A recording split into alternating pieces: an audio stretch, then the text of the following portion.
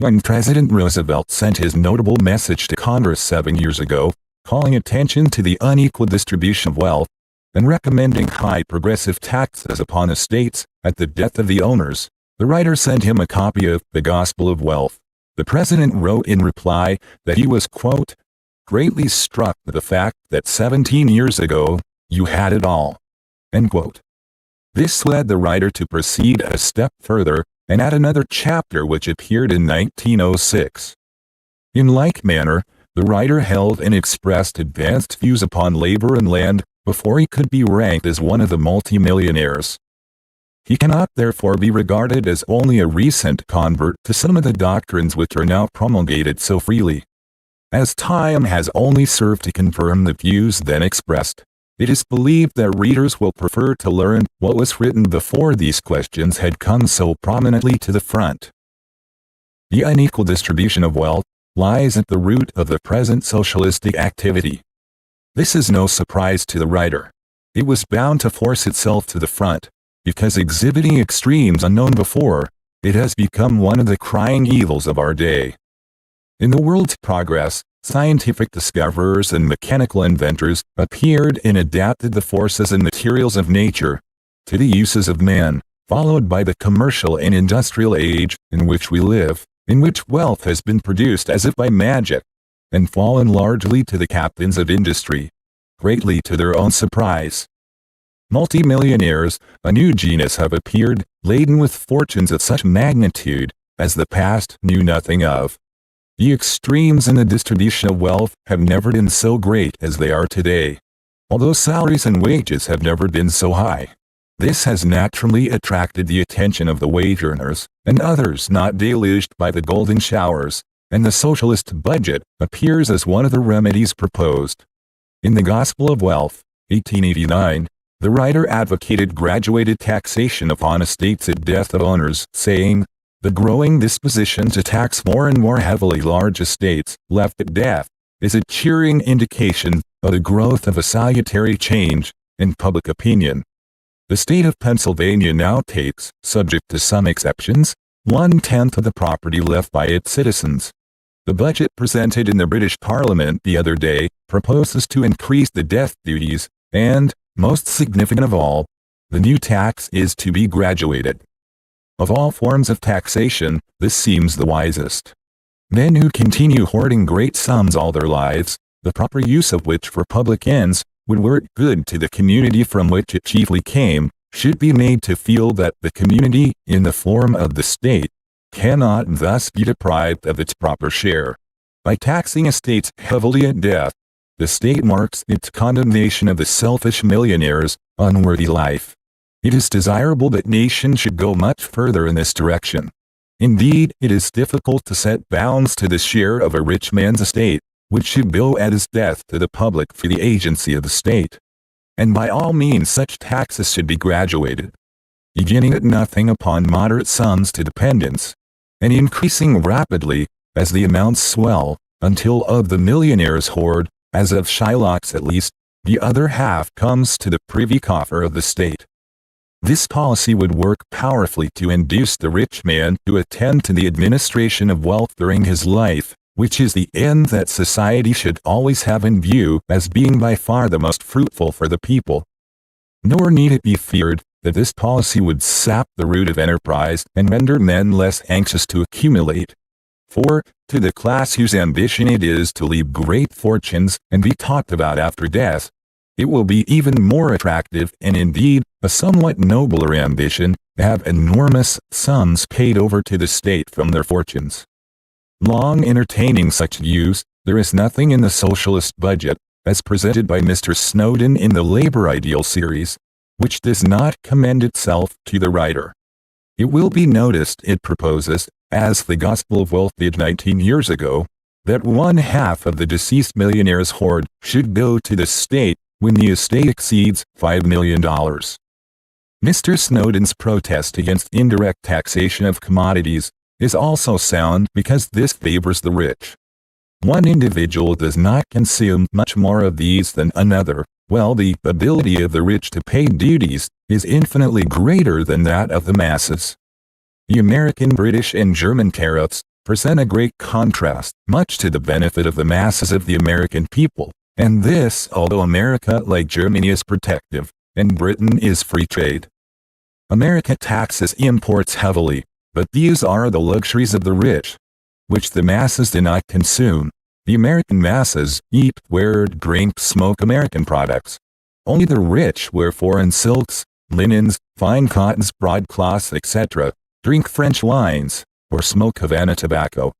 It is by taxing the importation of these and similar articles that America raises revenue. Thus, in 1907, $216 million was collected upon such luxuries, all paid by the rich who alone use them. Tea, chocolate, and coffee are free. Sugar, formerly free, alone of all food products, yields much revenue, as a protective duty of 2 cents per pound exists upon it at present, intended to stimulate the growth of beets. 500,000 tons of domestic sugar were produced in 1906, and production is rapidly increasing. Thus, the American workman, if he neither smoke nor drink, practically escapes tariff duties, except upon sugar. In Britain, the workman pays not only upon sugar, but also upon imported tobacco, tea, and coffee. The American excise tax upon tobacco is only 6 cents per pound, as compared with 75 cents in Britain. Germany in 1905 imported articles for consumption valued at $595 million. To protect her agriculturalists, she taxes all imported food products, which are consumed by rich and poor alike. The German masses are here more heavily taxed than the British. The distribution of wealth and taxation in Britain, according to Mulhall and later authorities, is estimated as follows. See Westminster Review, February 1908, page 172. 680,000 persons in the rich class, with a combined wealth of $60 billion and $190 million in tax collected. 5,100,000 persons in the middle class, with a combined wealth of $15 billion and $210 million in tax collected. 38,220,000 persons in the working class, with a combined wealth of $5 billion and $200 million in tax collected. The total number of persons is 44 million, with a combined wealth of $80 billion and $600 million in total tax collected. This result is obtained by a combination of imposts, which, taken collectively, tax the different classes of the people, on the average in proportion to their income or wages. But if an assessment were made, as it should be, in proportion to accumulated wealth, the figures would appear as follows. Rich class, with a combined wealth of $60 billion and $450 million tax. Middle class, with a combined wealth of $15 billion and $112,500,000 tax. Working class, with a combined wealth of $5 billion and $37,500,000 tax. The total wealth is $80 billion, with $600 million in total tax. From this it would seem that the middle class are charged $97,500,000 above their proper share, and the working class pay $162,500,000 too much, while the rich contribute $260 million less than they should do in proportion to the wealth of their real and personal estate. In other words, about 1.5% of the whole population own the bulk of the wealth, and the rest of the community pay the bulk of the taxes. The statement appears almost incredible, but the matter is of such importance as to be worthy of official inquiry. Those whose incomes are only sufficient to meet physical want should not be subjected to taxation at all. Adam Smith's dictum, the subjects of every state ought to contribute to the support of government as nearly as possible in proportion to their respective abilities, that is, in proportion to the revenue which they respectively enjoy under the protection of state, should be the rule, especially since there is so much wealth concentrated in the richer classes beyond their most liberal needs. We speak, however, only of the physical needs of men. It should always be remembered by the working man that neither liquor nor tobacco can be considered as needs. The dire consequences resulting from the use of liquor would justify much higher taxation upon it, in the interest of the workers themselves. The greatest single evil in Britain today is intemperance. $785 million yearly is the drink bill. How much of this is paid by the working class is, we believe, unknown, but even if it be only one half, here is $392.5 million worse than wasted by them. The liquor interests have now received title to their drinking places, when before they had only licenses from year to year, a present made to them, as estimated by some, equal to $1,500 million. When one asks himself, what would most benefit the worker, there is no hesitation in the reply: to avoid liquor and gambling. The working man who indulges in either is, to the extent he does so, the architect of his own poverty. Here's the issue of greatest moment to the working men. One cannot help those who do not help themselves. One man cannot push another up a ladder. The moment he realizes his grasp, the assisted one falls. It is only possible to really help those who cooperate with the helper. It is not the submerged but the swimming tenth that can be steadily and rapidly improved by the aid of their fellows. The former should be the special care of the state, and should be isolated. Viewing socialism upon its financial side, as shown in Mr. Snowden's budget, its demands are just. A heavy progressive tax upon wealth at death of owner is not only desirable, it is strictly just. So is it just to exempt from taxation the minimum amount necessary to supply the physical wants of men and their families, just as a minimum is exempt from income tax in Britain, and the modest homestead is from foreclosure under mortgage in America. There is, however, nothing specially socialistic in this. It is sound Adam Smith doctrine that all should pay taxes only in proportion to their ability to do so, and revolutionary socialism is successfully to be combated only by properly conceding the just claims of moderate men. Wealth is undoubtedly a great factor in civilized life. A very great factor indeed, since civilization itself rests upon it as its foundation. In his essay upon the Gospel of Wealth in the 19th century, Mr. Gladstone pronounced it to be the business of the world. When there was no wealth, there was no civilization. None was possible. All was necessarily savage or barbaric. As long as the first stage existed, and men consumed all that he captured, nothing permanent could be built, there being no reserve fund to draw upon. Man lived in the wilderness, almost as he found it, sheltering himself in huts made of branches or in caves. During the second stage, faint traces of individualism began to appear. In the progress of the race, men displayed different aptitudes. One man could forge swords and make arrows better than another. One could capture more fish, another kill more game, and finally it became profitable for these to apply themselves solely to their respective branches. Specialization began the root of individualism. Then became exchange of products, but after a time barter ceased, and certain articles, wampum, beads, skins, shells, became money, in which were invested the savings of men. Then was slowly developed in due progress of time that beneficent gospel, as a man soweth, so he reap reward, according to service. Many things hitherto held in common became private property, and at last, out of the savings of men, capital, durable things were built, and civilization dawned. Even in our own time, not a ton nor a yard of anything can be produced, not a ship nor railroad, not a house, school, university, nor church built, without drawing upon stored-up capital, which is wealth. At first, for a short period, all was the savings of manual labor. But very soon, wealth came in much larger amounts, due to individuals from various sources, increased value of land, minerals, etc., and then of real estate, new inventions, etc. Thus, wealth is not all the result of manual labor, though the first small surplus was. The greatest growth of wealth from any one source in our times comes from the increased value of real estate upon which little or no labor is bestowed, the increase of population raising the values.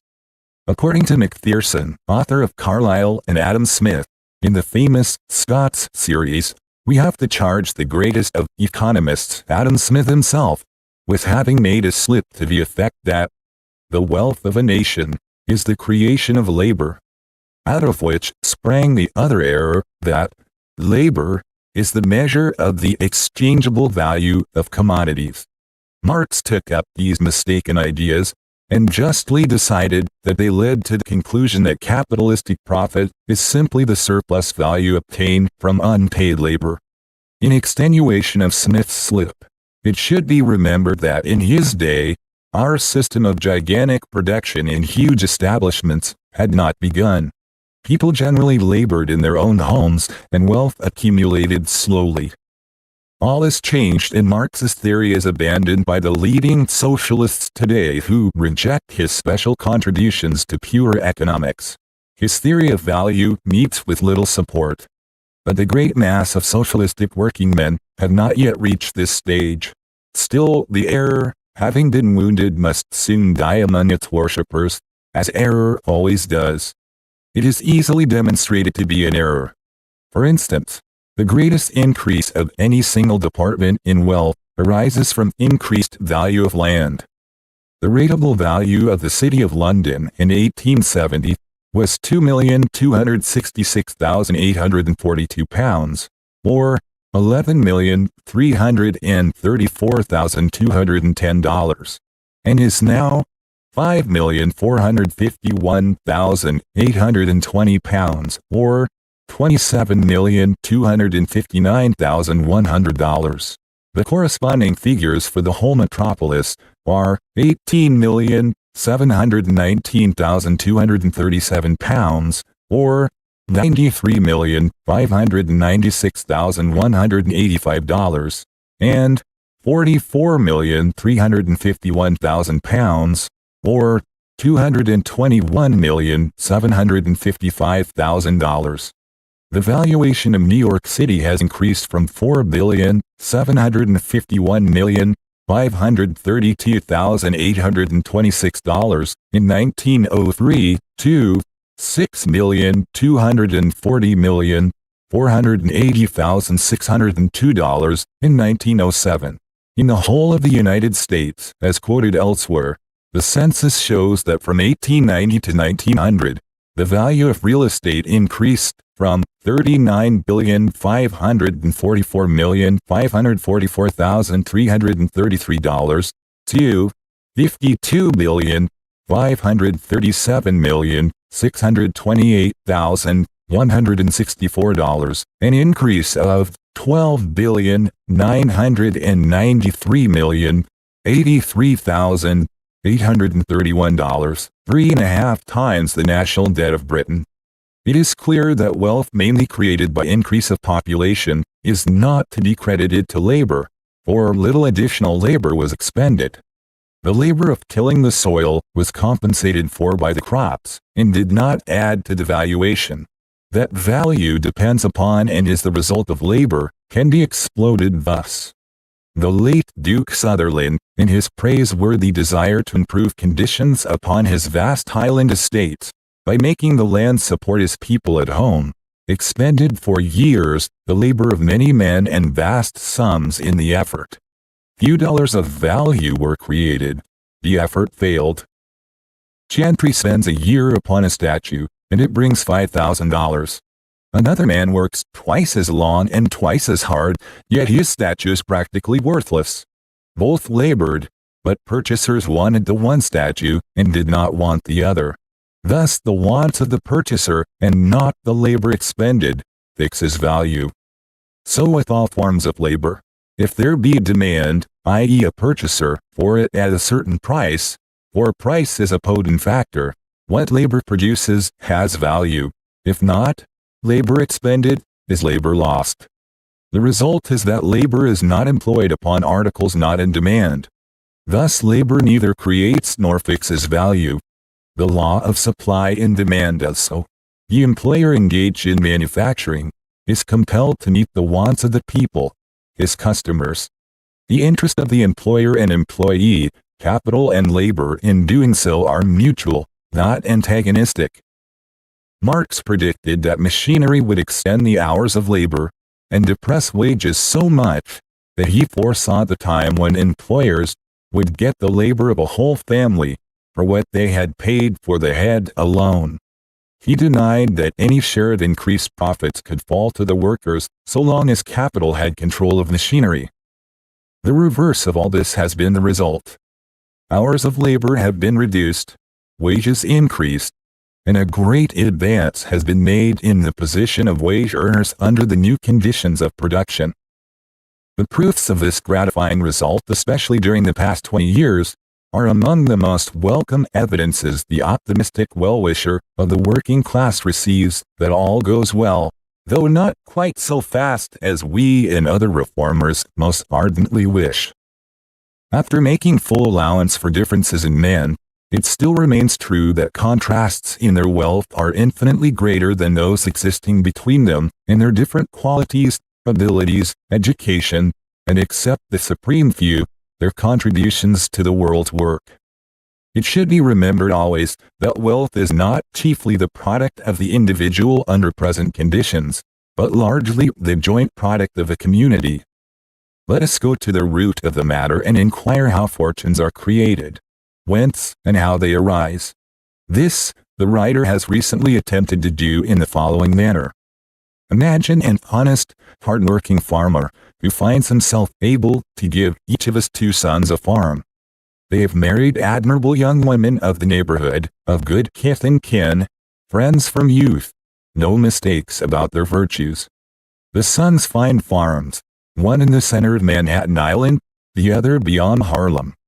They cast lots for the farms as the fairest method, thus letting the fates decide. Neither has a preference. The Harlem farm falls to the elder, the Manhattan to the younger.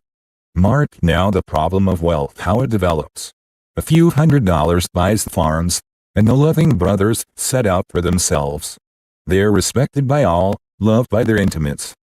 To the extent of their means, they are liberal contributors to all good causes, and especially to the relief of neighbors who through exceptional troubles need friendly aid and counsel. They are equally industrious, cultivate their farms equally well, and in every respect, are equally good citizens of the state. Their children grow up, and are educated together.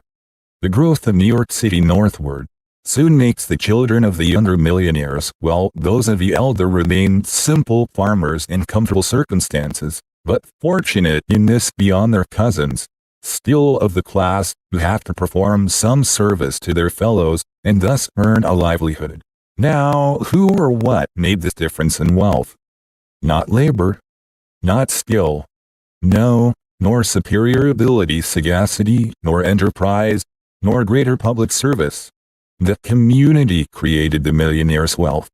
While he slept, it grew as fast as when he was awake. It would have arisen exactly as it did, had he been on the Harlem and his brother been on the Manhattan farm. The younger farmer, now a greater property holder, dies, and his children in due time pass away, each leaving millions, since the farm has been part of the great city, and immense buildings upon it produce annual rents of hundreds of thousands of dollars. When these children die, who have neither toiled nor spun, what canon of justice would be violated, were the nation to step in and say that since the aggregation of their fellow men called the community created the descendants' wealth, it is entitled to a large portion of it as they pass away. The community has refrained from exacting any part during their lives. The heirs have been allowed to enjoy it all, because although in their case, the wealth was a purely communal growth, yet in other cases, wealth often comes largely from individual effort and ability, and hence, it is better for the community to allow such ability to remain in charge of fortune-making, because more likely to succeed, and in doing so develop our country's resources. It would be unwise to interfere with the working bees. Better allow them to continue gathering honey during their lives. When they die, the nation should have a large portion of the honey remaining in the hives. It is immaterial at what date collection is made, so that it comes to the national treasury at last. That by far the greatest amount of wealth created in any branch comes from enhanced values of real property, is especially true in a prosperous country, increasing rapidly in population like the United States.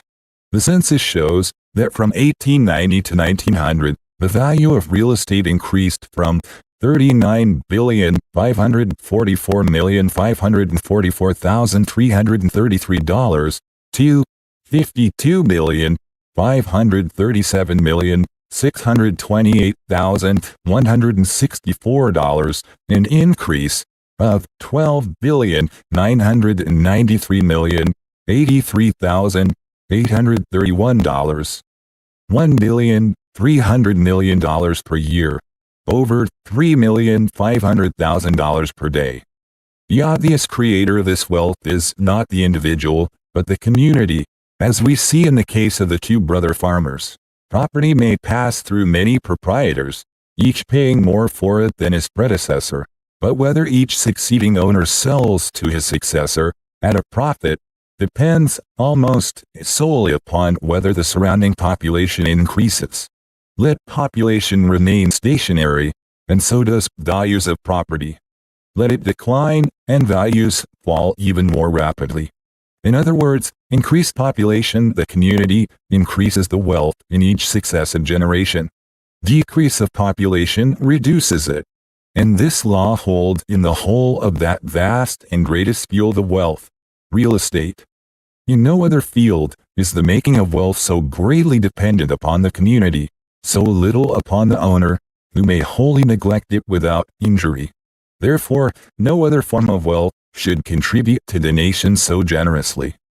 Let us now trace the acquisition of wealth by the active businessman who has some personal part, and often not a small one, in creating it. Imagine 5 brothers, sons of another hard-working farmer. The first settles in New York City, the second in Pittsburgh, the third in Chicago, and the fourth in Montana. The first sees that railroads in every direction are essential to the coming metropolis, devotes himself to this field, and obtains large interests therein.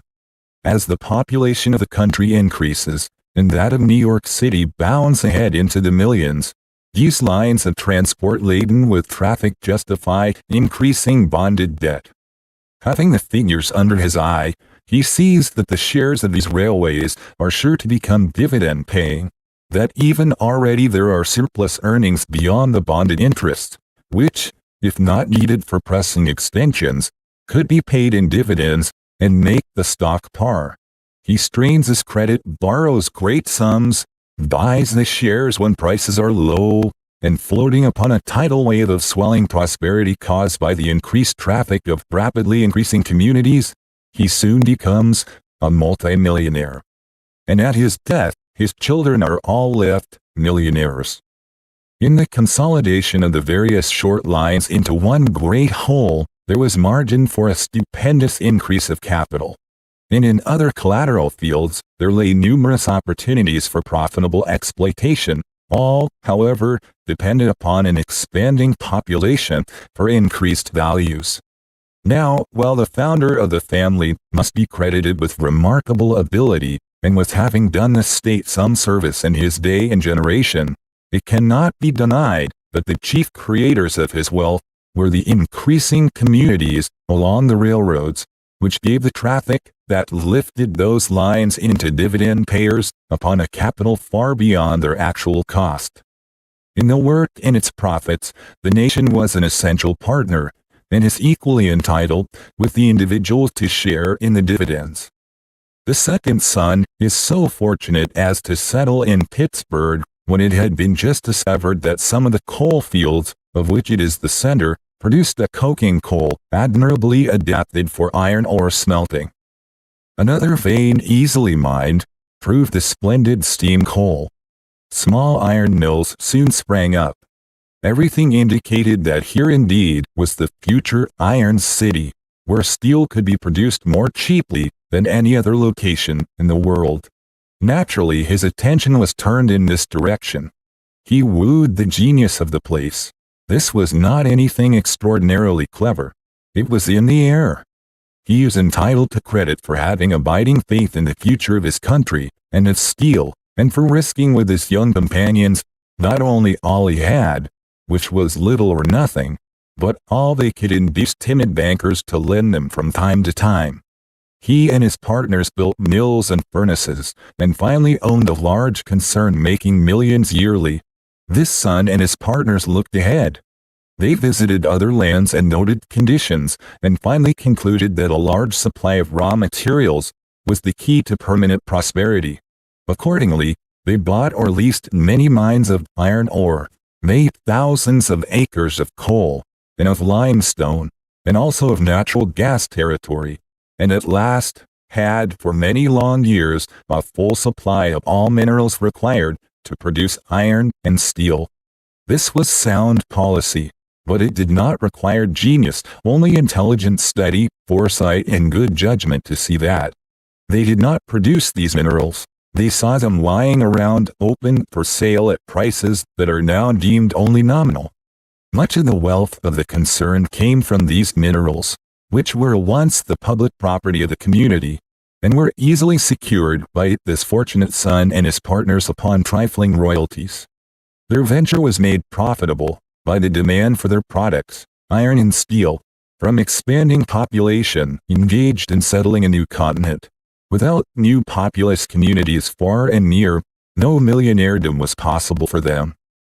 The increasing population was always the important factor in their success. Why should the nation be denied participation in the results? When the gatherers cease to gather, and a division has to be made. The third son was attracted to Chicago and quite naturally became an employee in a meatpacking concern, in which he soon made himself indispensable.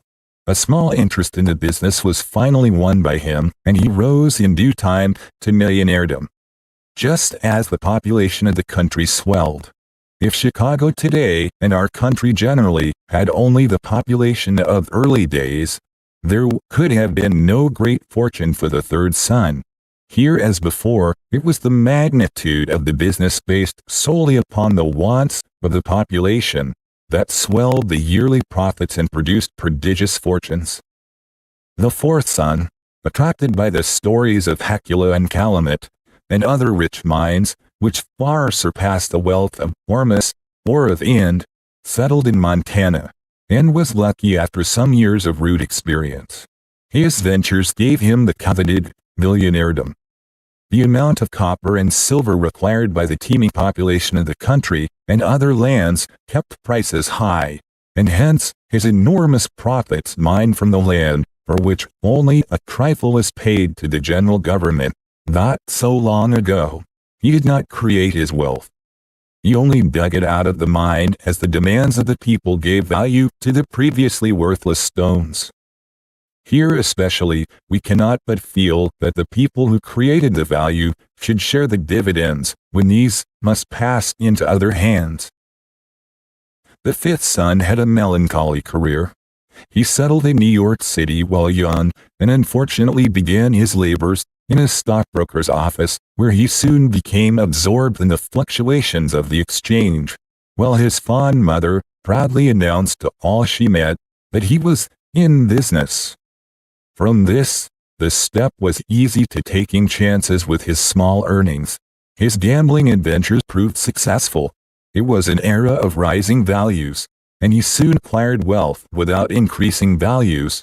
For speculation is the parasite of business, feeding upon values, creating none. A few years, and the feverish life of the gamester told upon him.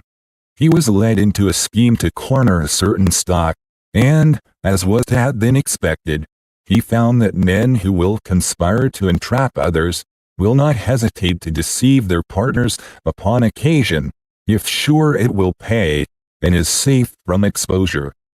He ended his life by his own hand. His end serves to keep his brothers resolute in the resolve never to gamble. The speculator seldom leaves a millionaire's fortune, unless he breaks down or passes away when his ventures are momentarily successful. In such a case, his ill-gotten gold should be levied upon by the state at the highest rate of all, even beyond that imposed upon real estate values. Wealth is often, we may say generally, accumulated in such manner as benefits the nation in the process. Here it demoralizes the getter, as well as the people, and lowers the standard of ethics. It is taken, without returning any valid consideration, and ranks with gamblers' games. Section 12, Wealth. Part 2. There is one class of millionaires, whose wealth, in very much greater degree than others, may be credited to themselves. Inventors. Graham Bell of the telephone. Edison, of numerous inventions. Westinghouse of the air brake and others, who originated or first applied processes hitherto unused, and were sufficiently alive to their pecuniary interests to hold large shares in the companies formed to develop and introduce them to the public. Their wealth had its origin in their own inventive brains. All honor to the inventor. He stands upon a higher platform than the others. It may be said that in greater or lesser degree, our leading manufacturers, railroad builders, department store projectors, meat packers, and other specialists in one line or another, had to adopt new methods, and with few if any exceptions, there can be traced in their careers some special form of ability upon which their success depended, thus distinguishing them from the mass of competitors. No doubt this is correct, yet the inventions or processes used were the work of others, so that all they did was to introduce new methods of management, or to recognize and utilize opportunities. This the inventor class have also done if they have become millionaires, but in addition, they have invented the new processes, so that these deserve to reap beyond the other class, yet only in degree, because both classes alike depend upon increasing population, the masses, who require or consume the article produced, so that even the inventor's wealth is in great part dependent upon the community which uses his productions. It is difficult to understand why, at the death of its possessor, great wealth gathered or created in any of these or in other forms should not be shared by the community which has been the most potent cause or partner of all in its creation. We have seen that enormous fortunes are dependent upon the community. Without great and increasing population, there could be no great wealth. Where wealth accrues honorably, the people are always silent partners. It is not denied that the great administrator, whether as railroad builder, steamship owner, manufacturer, merchant, or banker, is an exceptional man, or that millions honestly made in any useful occupation give evidence of ability, foresight, and assiduity above the common, and prove the man who has made them a very valuable member of society. In no wise, therefore, should such men be unduly hampered or restricted, as long as they are spared. After all, they can absorb comparatively little, and generally speaking, the money-making man, in contrast to his heirs, who generally become members of the smart or fast set, is abstemious, retiring, and little of a spendthrift. The millionaire himself is probably the least expensive bee in the industrial hive, taking into account the amount of honey he gathers and what he consumes. Practically every thousand of his money is at work for the development of the country and earning interest, much of it paying labor. In the interests of the community, therefore, he should not be disturbed while gathering honey, provided it be destined largely for the general hive, under a just system of taxation, when he passes away. Those who have not had opportunity to study the operation of wealth in the world are naturally led astray. They see its possessors, in their palaces, surrounded with every luxury, their gorgeous carriages in the park. They read of their extravagant balls, of riotous living, and inordinate expenditure, and worse than this, of gambling at cards, and upon horses. Horse racing in Britain, unfortunately, is still under the highest patronage, sights naturally hard to bear by those suffering for the necessities of life. The writer has no desire to minimize this sad contrast, nor to say one word in its defense. It is one of the saddest and most indefensible of all contrasts presented in life. But when we proceed to trace the work of wealth as a whole, it is soon found that even these extravagances absorbed but a small fraction of it. The millionaire's funds are all at work. Only a small sum lies in bank, subject to check. Our railways and steamships, mills and furnaces, industrial structures, and much of the needed working capital to keep these in operation are the result of invested wealth. The millionaire with 2, or the new multimillionaire with 20 million sterling, keep only trifling sums lying idle. All else they put to work, much of it employing labor. They cannot escape this, unless they turn misers, and keep the gold to gloat over, which no rich man does whom the writer knows or has heard of.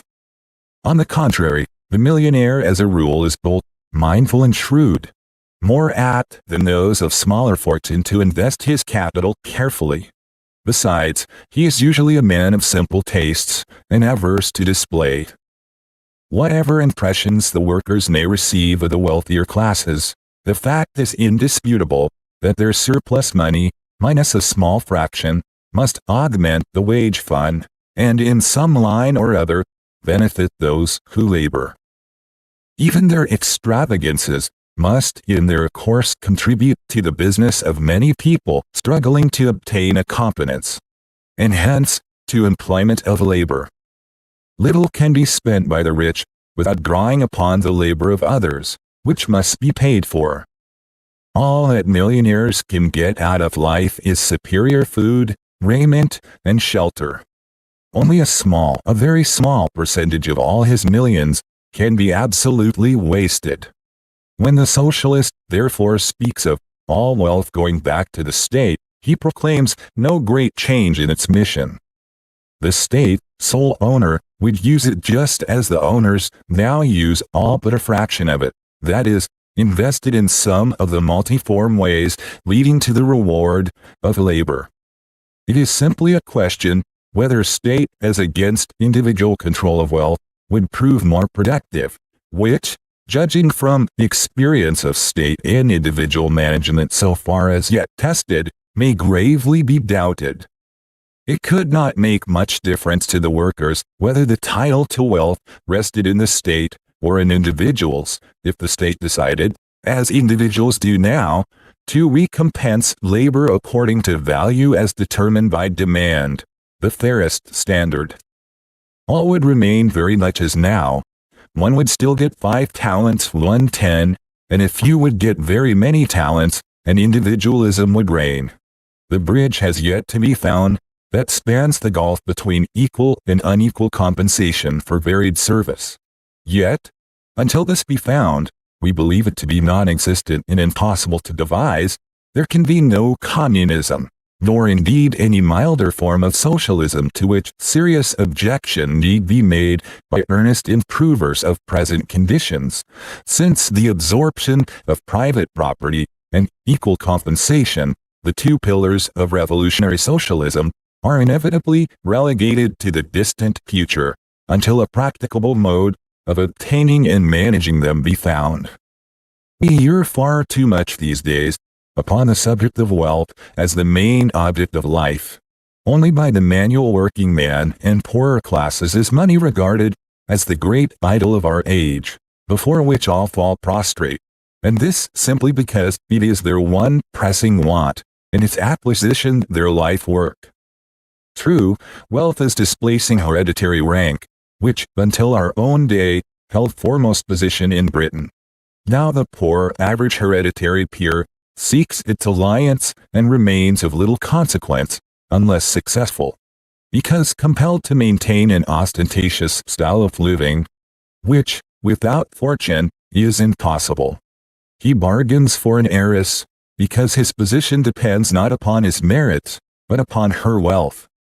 This applies only to the small United Kingdom, for among our English-speaking race elsewhere throughout the world, hereditary rank is unknown. It is a survival of the past, which raises a smile, for it is amusing to watch titled personages assuming positions in state or society solely because someone who preceded them won precedence. Let this be noted by the workers. None of the professions regard great wealth as the chief prize. Its acquisition is not their aim. Consider the physician. When a man selects that noble career, knowing all its trials, and consecrates himself to the amelioration of human suffering, he knows fortune is not there to be found. He has a much higher prize than wealth in view. Consider the minister, who feels that he has a message to deliver to his fellows, and, answering, embraces the call. Wealth does not allure him. So with the lawyer. Wealth is not in his mind as a reward of his labors. The chief justices of the Supreme Courts are above pecuniary gain. The inventor, the architect, the engineer and the scientist all have nobler rewards before them than riches. Only a modest competence is the reasonable expectation of all these classes. The great teachers of their fellows, the presidents and the professors of our seats of learning, and the teachers of our common schools, what thought have they of bowing before the vulgar idol of wealth? Our poets, authors, statesmen, the very highest types of humanity are above the allurements of mind-making. These know of higher satisfactions and nobler lives than those of the mere millionaire. Having their nobler missions, they have no time to waste accumulating dross. All these men are quite right, for beyond a competence for old age, which need not be great, and may be very small, wealth lessens, rather than increases, human happiness. Millionaires who laugh are rare. The deplorable family quarrels which so often afflict the rich generally have their rise in sordid differences about money. The most miserable of men, as old age approaches, are those who have made money-making their god. Like flies bound to the wheel, these unfortunates fondly believe that they were really driving it, only to find when tired and craving rest, that it is impossible for them to get off, and they are lost. Plenty to retire upon, but nothing to retire to. And so they end up as they began, driving to add to their useless hoards, passing into nothingness, leaving their money behind for heirs to quarrel over, only because they cannot take it with them. A melancholy end, much less enviable than that of their poorer fellows. Wealth confers no fame, although it may buy titles, where such prevail. Nor are the memories of millionaires, as a class, fondly cherished. It is a low and vulgar ambition to amass money, which should always be the slave, never the master, of man. There is one fundamental difference between rank and wealth. There can be no hereditary aristocracy of wealth. Where it is left free as a rule, it passes in 3 generations from shirt sleeves to shirt sleeves in all English-speaking lands, except the United Kingdom, where the law of primogeniture and legal settlements guard a hereditary class and defeat the operation of the natural law. In free lands, the children of millionaires and their children may be safely trusted to fulfill the law. To keep a fortune is scarcely less difficult than to acquire it. Wealth is dispersive, where unbuttressed by special laws designed to keep it in certain channels, all of which laws should be promptly repealed. Wealth in America, the land of greatest fortunes, never yet has passed beyond the 3rd generation. It seldom gets so far. We have very few families of the 3rd generation now spending the fortunes made by their grandfathers. The 2 or 3 greatest fortunes of their day are now being freely distributed among the children and grandchildren, and will be reduced to moderate sums for each when the present children reach maturity. As certain as fate, many of their descendants will be found toiling, as their able ancestors did in their shirt sleeves. We may safely trust those who have not made the money to prove adepts in squandering it. Great fortunes are few. The aggregate wealth embraced in these is small compared with the amount in very moderate fortunes. The former attract attention far beyond their importance. Gigantic fortunes, in the nature of things, must be fewer and harder to build up in the future than the past. Most great enterprises are now in corporate form. The writer knows of but one man now in active business who is likely to have an exceptionally large estate, and the foundation of that was laid more than half a century ago by the purchase of timberlands, which had increased enormously in value. We can safely trust to the free play of natural forces under progressive taxation, if not thwarted by legislation as in Britain, to prevent danger or injury to the state arising from hereditary wealth. The equal distribution of wealth is one of the loudest cries of the socialist. Let us suppose that a philanthropist, which generally means a man with more money than sense, resolved to act upon that idea and distribute his fortune among the poor of London or New York, went to them one morning and announced his purpose. He is soon surrounded and begins the distribution. Each man or woman gets pro rata, say, £5 until many thousands are given away, the crown still constantly increasing. He returns at night to witness the result, and shudders at the vision that presents itself. Are these indeed men and women, or are they degraded wretches in human form? Is it not evident to all that the first and indispensable work of the socialist is the elevation of humanity to that standard of conduct which would ensure the wise and sober use of benefactions? We would all agree that when this necessary elevation was reached, the discussion of further steps to relieve distress would be in order. Meanwhile, the foolish distributor would have done more injury to his fellows in one day than he could probably do good all the rest of his life. Down on your knees and crawl for pardon are the words one would undoubtedly apply to such a philanthropist. Imagine every man, woman, and child in Britain receiving £250, or $1,250, which is one's proportion of the national wealth, if equally divided. What would be the result? Saturnalia for a time, then rich and poor, as before, slowly emerging, the last state worse than the first. It is self-evident that there is at present no foundation upon which wealth can be equally distributed. The soil has not been prepared. Seed sown upon it would be choked by thistles. Meanwhile, our immediate duty is to distribute surplus wealth to the best of our abilities in such forms as we believe best calculated to improve existing conditions, and to secure its more equitable distribution hereafter by heavy progressive death duties, and by assessing the people in proportion to their ability to support the government. This policy President Roosevelt is strongly advocating in America. It is much more urgently needed in Britain. Socialists generally write of wealth as if possessed by the few, but the fact must never be lost sight of that the laboring classes, in the aggregate, are great capitalists. The savings banks of New York State alone in 1906 held $1,335,000,000, owned by 2,637,235 depositors. Average deposits of $506.25. This is all the savings of the workers, for businessmen and capitalists use their money to better advantage. These banks are strictly confined by charter to investments in first-class securities, are carefully managed, and possess the confidence of the people. In the United States, the deposits in savings banks amounted to the grand total of $3,482,000,000. But this is no measure in the total savings of the working people, because in America, especially in the western states, opportunities for more profitable investment of savings are numerous, and the rapid increase of values in real estate leads workmen to prefer investing in homes.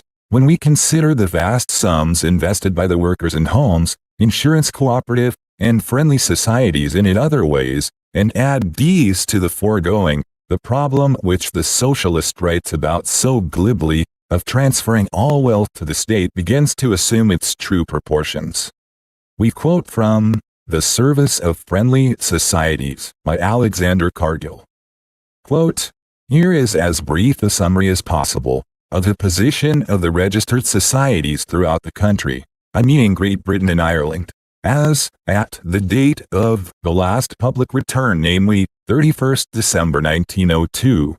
First of all, we have the friendly societies, pure and simple, including all their branches, collecting societies, benevolent societies, working men's clubs, medical, etc., and it will interest you to know that the number of friendly society members on the date mentioned was 13,344,494. their funds at the same date being £44,848,575. Next, there are the cooperative societies for industries and trades, businesses and land societies. The membership of these was 2,054,835, and their funds £43,328,078. Then we had the trade unions, which have a membership of 1,604,812, and funds amounting to £5,016,408. Workmen's compensation schemes with a membership of 122,441, and funds of £172,408. Friends of Labor Societies with a membership of 32,684 and funds of £254,426. Coming to the building societies, of which there are two kinds, the incorporated and the unincorporated. Together they have a total membership of 595,451, with funds amounting to £63,907,087. Lastly, we have the total certified trustee and post office, people's, and railway savings banks. These have no fewer than 10,837,186 depositors, and their funds amount to £222,677,941. Totaling all these figures together, we reach an aggregate membership of nearly 29 million, with combined funds amounting to £400 million sterling. End quote. From the Service of Friendly Societies by Alexander Cargill. We give a few figures from the United States Statistical Abstract of 1906, showing deposits in postal and other savings banks in various countries in 1905. In Britain, there were $997 million in deposits, 11,694,000 depositors, with an average of $85. In Denmark, there were $205,723,000 in deposits, 1,291,000 depositors, an average of $159. In Germany, there were $2,639,590,000 in deposits, 16,613,000 depositors, with an average of $159. In France, there were $890 million in deposits, 11,768,000 depositors, with an average of $75. The aggregate of all countries which make returns is 91,273,000 depositors, with 11,801,229,509. These enormous sums are laid up where neither moth nor rust can corrupt, nor thieves break through and steal. Their only danger lies in the socialistic aim to remove them from present owners and transfer them to the state, thus making the depositors' money the property of all. To return the deposits to the rightful owners, or allow interest upon them, would create a large capitalistic class apart from the general socialistic community, which would involve class distinctions as before. Fatal to the socialistic idea. The British Islands, with their 11.5 millions of depositors and a population of say 45 millions, have an average of a fraction of more than one depositor in every family, allowing 5 to each. Serious trouble might be expected if the socialist ceased to confine himself to writing about placing all wealth in the hands of the state and begin to act. Fortunately, of this there is no danger. One of the chief objections to present-day socialism is that while it lends itself to endless talk, it is yet doomed to inaction as a system, until and unless human nature itself is changed in the countless ages to come. Earnest and good men, touched to fine issues, should not occupy themselves grasping at distant shadows, while the substance, improvement of the present, lies at their feet ready for treatment. There are three classes of men. The first are born in poverty, and probably have to see the harrowing sight of father and mother, sister and brother, suffering from want. As a holy duty, they resolve to drive the wolf from the door and make fortunes. Young men with such experiences go into the world, resolved to win. They must win, and the business life furnishes their best chance of victory in our time. Their foot once upon the ladder, it was comparatively easy climbing, even in Britain, until recent times, for it was the center of material development in the early part of last century. In America, it has long been and still is much easier to accumulate wealth than elsewhere. The Republic is soon to dwarf all other civilized countries in wealth and population. It is the land of millionaires, and the new genus of multimillionaire has just made its appearance there. Notwithstanding this, what has been said of the professional classes is eminently true of those of the Republic. Its best men and women have little in common with the makers and possessors of vast fortunes as a class. Not that those born in poverty should not aspire to higher positions, enabling them to influence others more potently for good. Not that they should not gather gear by every wile that's justified by honor. For it is, as a rule, only after man has provided for himself and family that he can be of much lasting good to others. He must surely recognize this to be his first duty. But if any provide not for his own, and specially for those of his own house, he hath denied the faith, and is worse than an infidel. A very few exceptional men and women appear at intervals in the world who seemingly need to take little thought of themselves, or those dependent upon them. Their fellows are captivated with their devotion to the general weal, and provide for them. But such characters are rare, and as a rule it is necessary for all to take care of themselves as the first duty. The never-to-be-forgotten truth is that huge fortunes, so far as their owners are concerned, are as useless as Star and Garter are to their possessors, and not so ornamental. And this truth above all, that these fortunes cannot give their owners more out of life worth having than is secured by a competence so modest that men beginning as workers can, with health, ability, and sobriety, win for old age. We have prominent instances of this among the working men, members of Parliament scattered throughout Britain, America, Canada, and Australasia.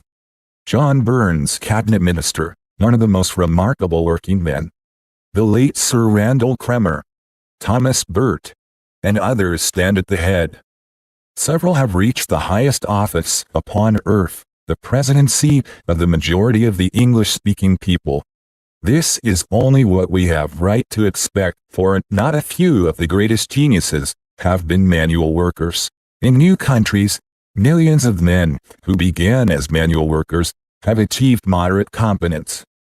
Almost without exception, the millionaires of today have made their millions. It goes without saying that they had to be very economical at first, and neither drank, smoked, nor gambled.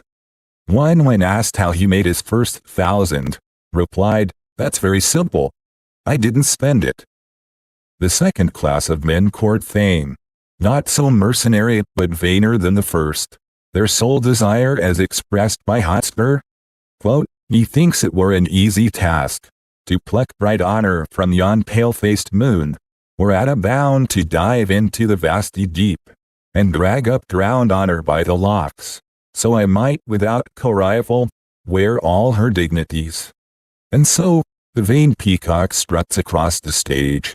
The third class appears murmuring, "I go forth among men, armored in a pure intent. Great work is to be done, and whether I stand or crownless fall, it matters not, so God's work be done. For I have learned to prize the lightning deed, nor heed the thunder following, after which men call fame." End quote. To this class may belong every honest, earnest, sober, brotherly working man who plays well the part assigned to him. It is a truth that should be pondered over by all, that for failure in life, as a rule, the fault is not in our stars, but in ourselves. We must all learn the great truth that only competence is desirable, almost necessary, wealth, not essential. And when it does come, it is only a sacred trust to be administered for the general good. When this lesson is truly learnt, the thirst for wealth will lessen, and it will cease to be the object of keen pursuit by men in general, which it never has been with professional classes. People will soon see that it does not bring happiness to its possessors, and is generally injurious to their children. The wise man engaged in business will seek only a moderate competence, and then devote himself to public affairs, laboring for the good of others, especially in his own community. The writer has had occasion to visit many cities, and meet the civic authorities, mayors, and members of council. Deeply impressed he has been with their characters and abilities, and especially with the large number who have risen from the ranks of the poor to eminence. Not seldom the mayor has done so. Much of their time is devoted to the careful management of municipal affairs, although few have ceased to pursue their regular occupations. They are happy in leading useful, worthy lives, conscious that they labor no longer solely for themselves, but for their less fortunate fellows. It is cheering to find that working men can and do rise so often to high positions, and perform great public service in their maturer years. Useful and happy lives these men lead, striving in their later years to improve the conditions of life for their neighbors, thus making the one little spot of earth just a little bit better than they found it. That spot, in many cases, the dearest spot on earth to them, the spot where they were born. For useful service to others, for personal happiness and sweetest satisfaction, for all that makes life desirable and hallows departure at last, millionaires, as a class, have good cause to envy the town councilors. Mayors, provosts, and councilmen should hesitate long before desiring exchange of positions, even with multimillionaires. There's nothing inherently valuable in mere money worth striving for, unless it is to be administered as a sacred trust for the good of others. Otherwise, the moderate competence suffices to give honored old age the crown. Section 13. The Laborer. The Upward March of Labor. The progress of man from the earliest day up to the present has been one steady march upward, now and then in diverse regions seemingly just receding for the moment, only to be swept onward again like the waves of the advancing tide. If it were still thought that the unknown had made man perfect, but with an instinct for his own degradation which ensured his fall, a call to return to the past would not have been astonishing. But when we in our enlightened age know that man is an outgrowth from lower orders of life, and has implanted within him the instinct which compels him to turn his face to the sun, and slowly move upward toward that which is better, rejecting in his progress after test all that injures or debases, the call upon us by our socialistic friends to exchange the individualistic civilized present, which we have reached after many hundreds of thousands of years of progress, for the system of communism of the savage past, is indeed startling. There is no phase of human existence upon which we look today which does not show encouraging improvement over the past. This progress, made in obedience to the very nature of man, created to ascend in intelligence, tastes, and conduct, has made all the difference between the savage and the civilized being. Let us never forget that under present conditions the world has grown and is growing better, and we steadily approach nearly the ideal. Never was there so much of the spirit of brotherhood among men, never so much kindness, never so much help extended by men, and especially by women, to their less fortunate fellows. The writer scarcely knows a family intimately of which one or more members are not earnestly engaged spending their time and means in doing good, thus giving not only their wealth, but themselves, to make brighter and better the lives of the less fortunate. There are many of his acquaintances treading the path that leads to making earth a heaven, less solicitous about heaven our home than hitherto, but more about making home our heaven here in this life.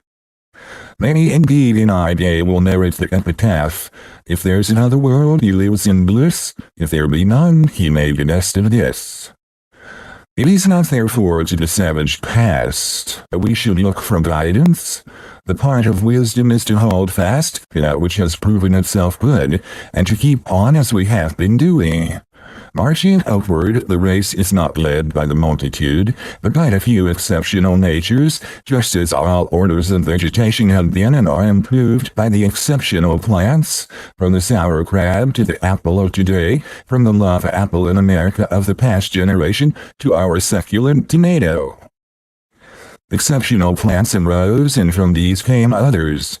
So in the animal kingdom, from the wolf came the collie dog, from a five-toed nude progenitor, the horse. All breeders perpetuate the best. Now in this progress the laborer has not failed to share with the employer. If we contrast what he is with what he was, the difference is great. He was once a slave, then a serf who did manual labor. Up to a century ago he was still a villein and was sold with the mine.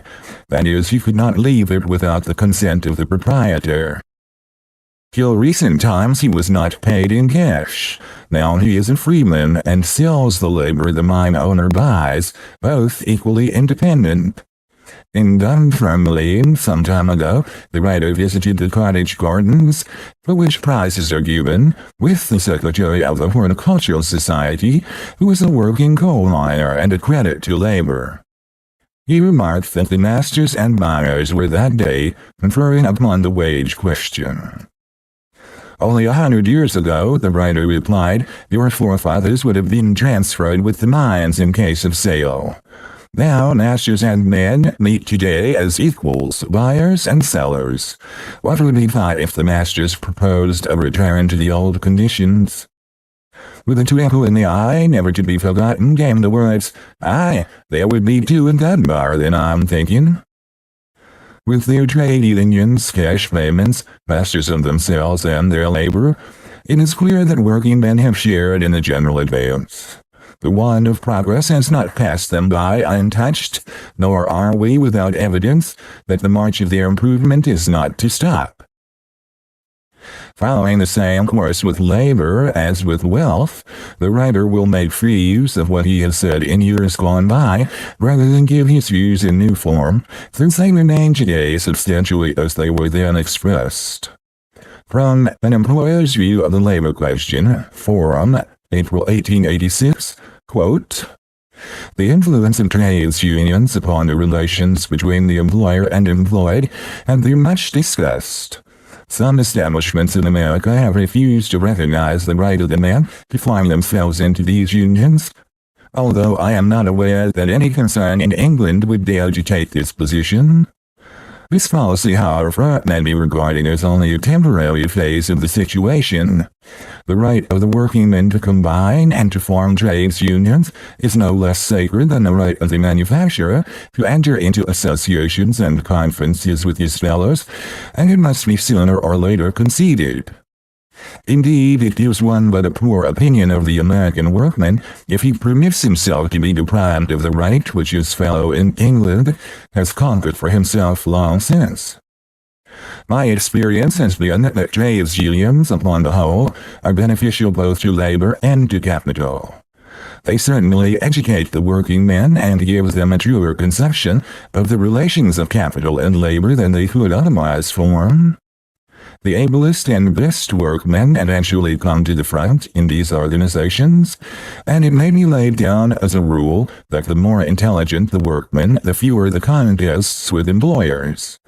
It is not the intelligent workman who knows that labor without his brother capital is helpless, but the blatant, ignorant man who regards capital as the natural enemy of labor, who does so much to embitter the relations between employer and employed, and the power of this ignorant demagogue arises chiefly from the lack of proper organization among the men through which their real voice can be expressed. This voice will always be found in favor of the judicious and intelligent representative. Of course, as men become intelligent, more deference must be paid to them personally and to their rights, and even to their opinions and prejudices. And upon the whole, a greater share of profits must be paid in the day of prosperity to the intelligent than to the ignorant workman. He cannot be imposed upon so readily. On the other hand, he will be found much readier to accept reduced compensation when business is depressed, and it is better in the long run for capital to be served by the highest intelligence, and to be made well aware of the fact that it is dealing with men who know what is due to them, both as to treatment and compensation. I therefore recognize in trades unions, or better still, in organizations of the men of each establishment, the select representatives to speak for them, and means not of further embittering the relations between employer and employed, but of improving them. It is astonishing how small a sacrifice upon the part of the employer will sometimes greatly benefit the men. I remember that at one of our meetings with the committee, it was incidentally remarked by one speaker that the necessity of obtaining credit at the stores in the neighborhood was a grave tax upon the men. An ordinary workman, he said, could not afford to maintain himself and family for a month, and as he only received his pay monthly, he was compelled to obtain credit and to pay exorbitantly for everything. Whereas if he had the cash, he could buy in Pittsburgh at 25% less. Well, I said, why cannot we overcome that by paying every 2 weeks? The reply was, we did not like to ask it because we have always understood that it would cause much trouble, but if you can do that, it will be worth an advance of 5% in our wages. We have paid semi-monthly since. To avoid the excessive prices of the small stores, I suggested a cooperative society, which was promptly formed, the first in the region. Another speaker happened to say that although they were in the midst of coal, the price charged for small lots delivered at their houses was a certain sum per bushel. The price named was double what our best coal was costing us. How easy for us to deliver to our men such coal as they required and charge them cost. This was done without a cent loss to us, but with much gain to the men. Several other points similar to these have arisen, by which their labors might be lightened or products increased, and others suggesting changes in machinery or facilities, which, but for the conferences referred to, would have been unthought of by the employer, and probably never asked for by the men. For these and other reasons I attribute the greatest importance to an organization of the men, through whose duly elected representatives the managers may be kept informed from time to time of their grievances and suggestions. No matter how able the manager, the clever workman can often show him how beneficial changes can be made in the special branch in which that workman labors. Unless the relations between manager and workman are not only amicable but friendly, the honors mismatch, nor is any man a first-class manager who has not the confidence and respect and even the admiration of his workmen. No man is a true gentleman who does not inspire the affection and devotion of his servants. Whatever the future may have in store for labor, the evolutionist who sees nothing but certain and steady progress for the race will never attempt to second dance to its triumphs, even to its final form of complete and universal industrial cooperation, which I hope is someday to be reached. The following extract is from an address delivered on opening the library presented to the workmen of Homestead, 1898. Quote, a partnership of 3 is required in the industrial world when an enterprise is planned. The first of these, not in importance but in time, is capital. Without it, nothing costly can be built. From it comes the first breath of life into matter previously inert. The structures reared by outside workmen, equipped and ready to begin in a line of industrial activity, the second part comes into operation, that is, business ability. Capital has done its part. It has provided all the instruments of production, but unless it can command the services of able men to manage the business, all that capital has done crumbles into ruin. Then comes the third partner in the works, last in order of time, but not least, skilled labor. If it fail to perform its part, nothing can be accomplished. Capital and business ability brought into play without it, I bid. The wheels cannot revolve unless skilled laborers starts them. Now, volumes can be written as to which it is report as is first, second, or third in importance, and the subject will remain just as it was before. Political economists, speculative philosophers, and preachers have been giving their views on the subject for hundreds of years, but the answer has not yet been found, nor can it ever be, because each of the three is all important, and everyone is equally essential to the other two. Labor, capital, and ability are a three-legged stool. There is no first, second, or last. There is no precedence. They are equal members of the great triple alliance which moves the industrial world. We have seen the position which labor has reached in our day. Employee and employer meet upon equal terms. It was the writer's province to confer with labor for 26 years, and the more he knew of the working men, the higher they rose in his estimation and regard. Sometimes, but not often, the worker may be misled by extreme men. But as a rule, a majority can always be depended upon to be fair and reasonable.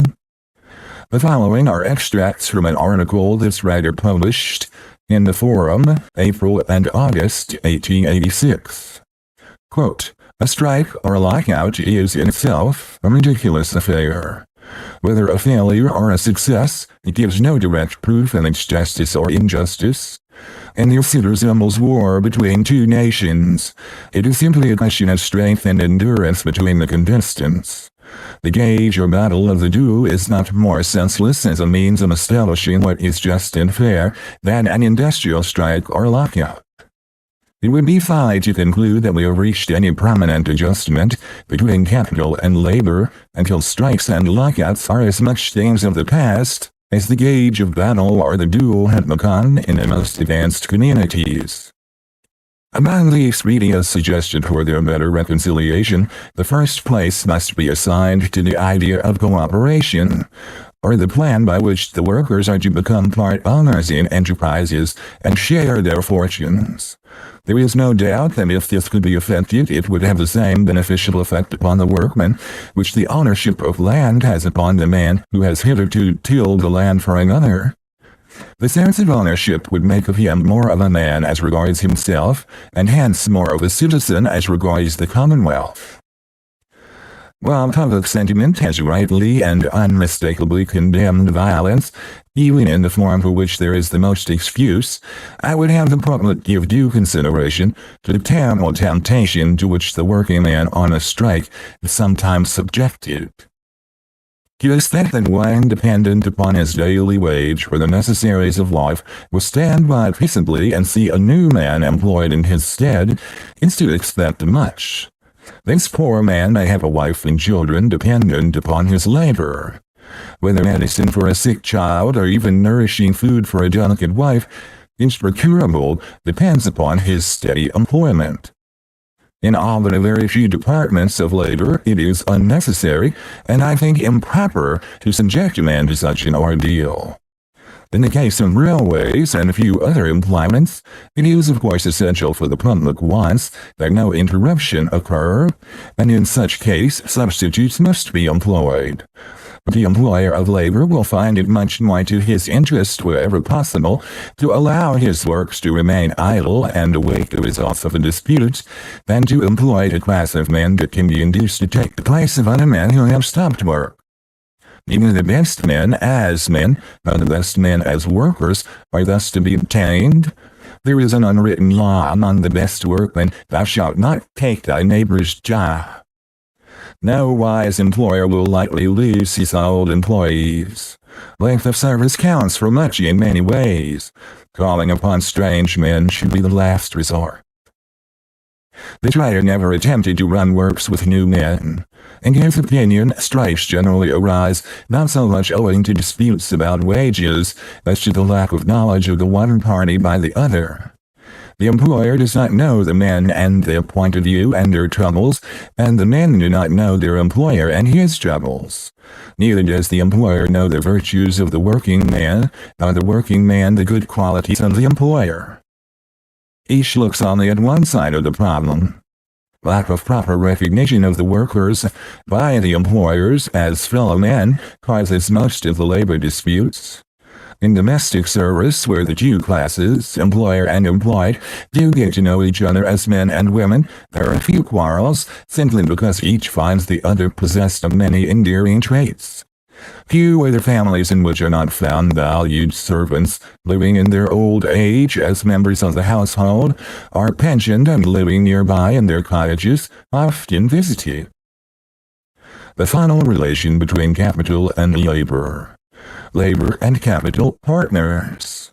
While we have said that labor has shared in the progress of the race, considering from whence it started to the position it now occupies, it cannot be claimed that conditions are satisfactory as they exist. In the future, labor is to rise still higher. The joint stock form opens the door to the participation of labor as shareholders in every branch of business. In this, the writer believes, lies the final and enduring solution of the labor question.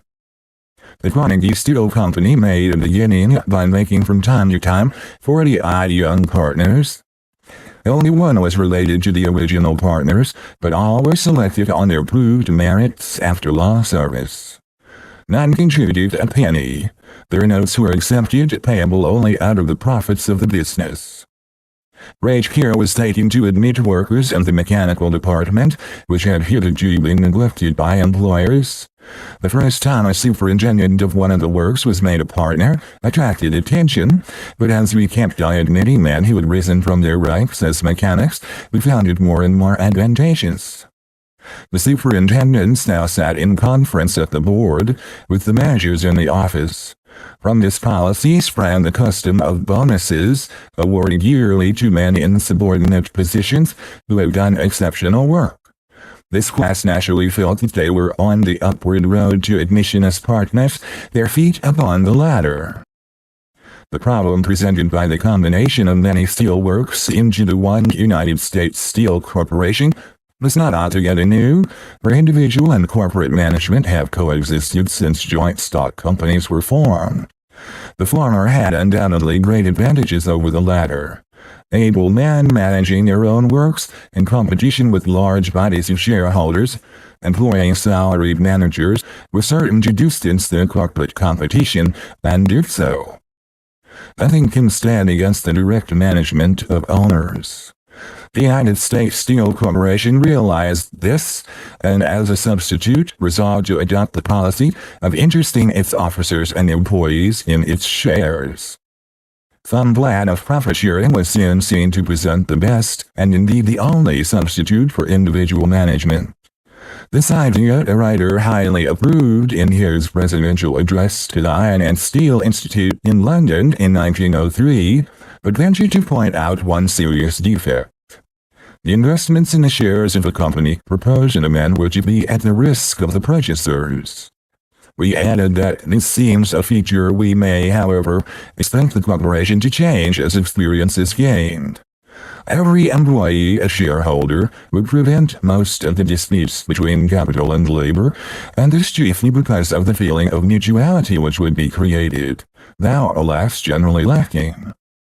To effect this, every corporation could well afford to sell shares to its saving workmen, giving preference in payment at cost as a first charge in case of disaster, just as present laws provide first for the mechanic's lien and for homestead exemption.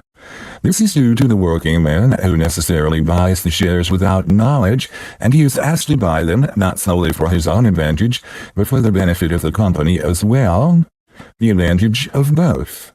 This view, as expressed by the writer in the address referred to, we rejoice to say has been adopted by the Steel Corporation, and its last offer of shares guarantees the men against loss. A managerial department is hewing bonuses every year upon the profits of the concern. All this was hailed by the writer with intense delight, as in his daydreams he had often meditated upon the plan of employees becoming joint owners with himself and partners. Perhaps he may be permitted to quote from the address referred to, May 1903, London.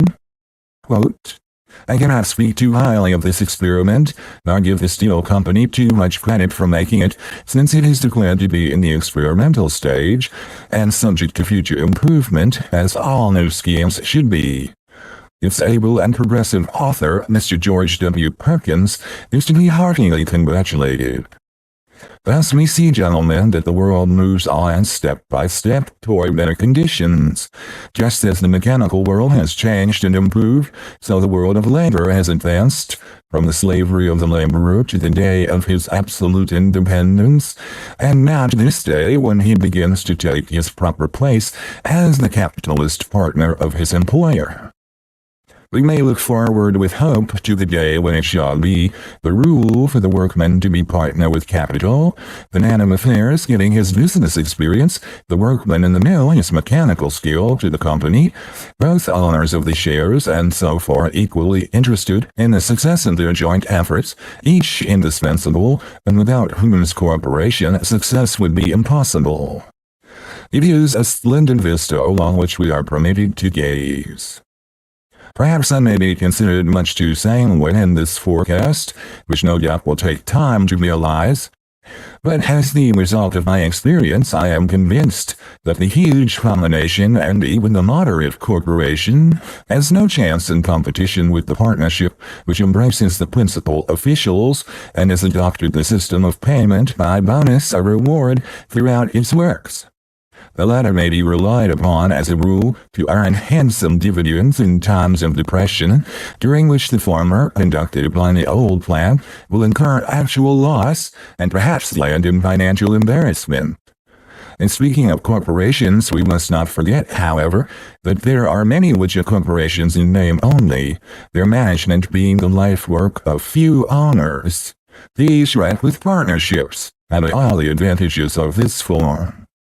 The true corporation is that whose shares are upon the stock exchange, and whose real owners change constantly and are often unknown even to the president and directors, while to the workmen they are mere abstractions. It is impossible to infuse through their ranks the sentiment of personal regard and loyalty in all its wonderful power. The step taken by the United States Steel Corporation is therefore no surprise to me, for I have long believed that such corporations would be compelled to adopt the best attainable substitute for the personal factor of the older system, or suffer.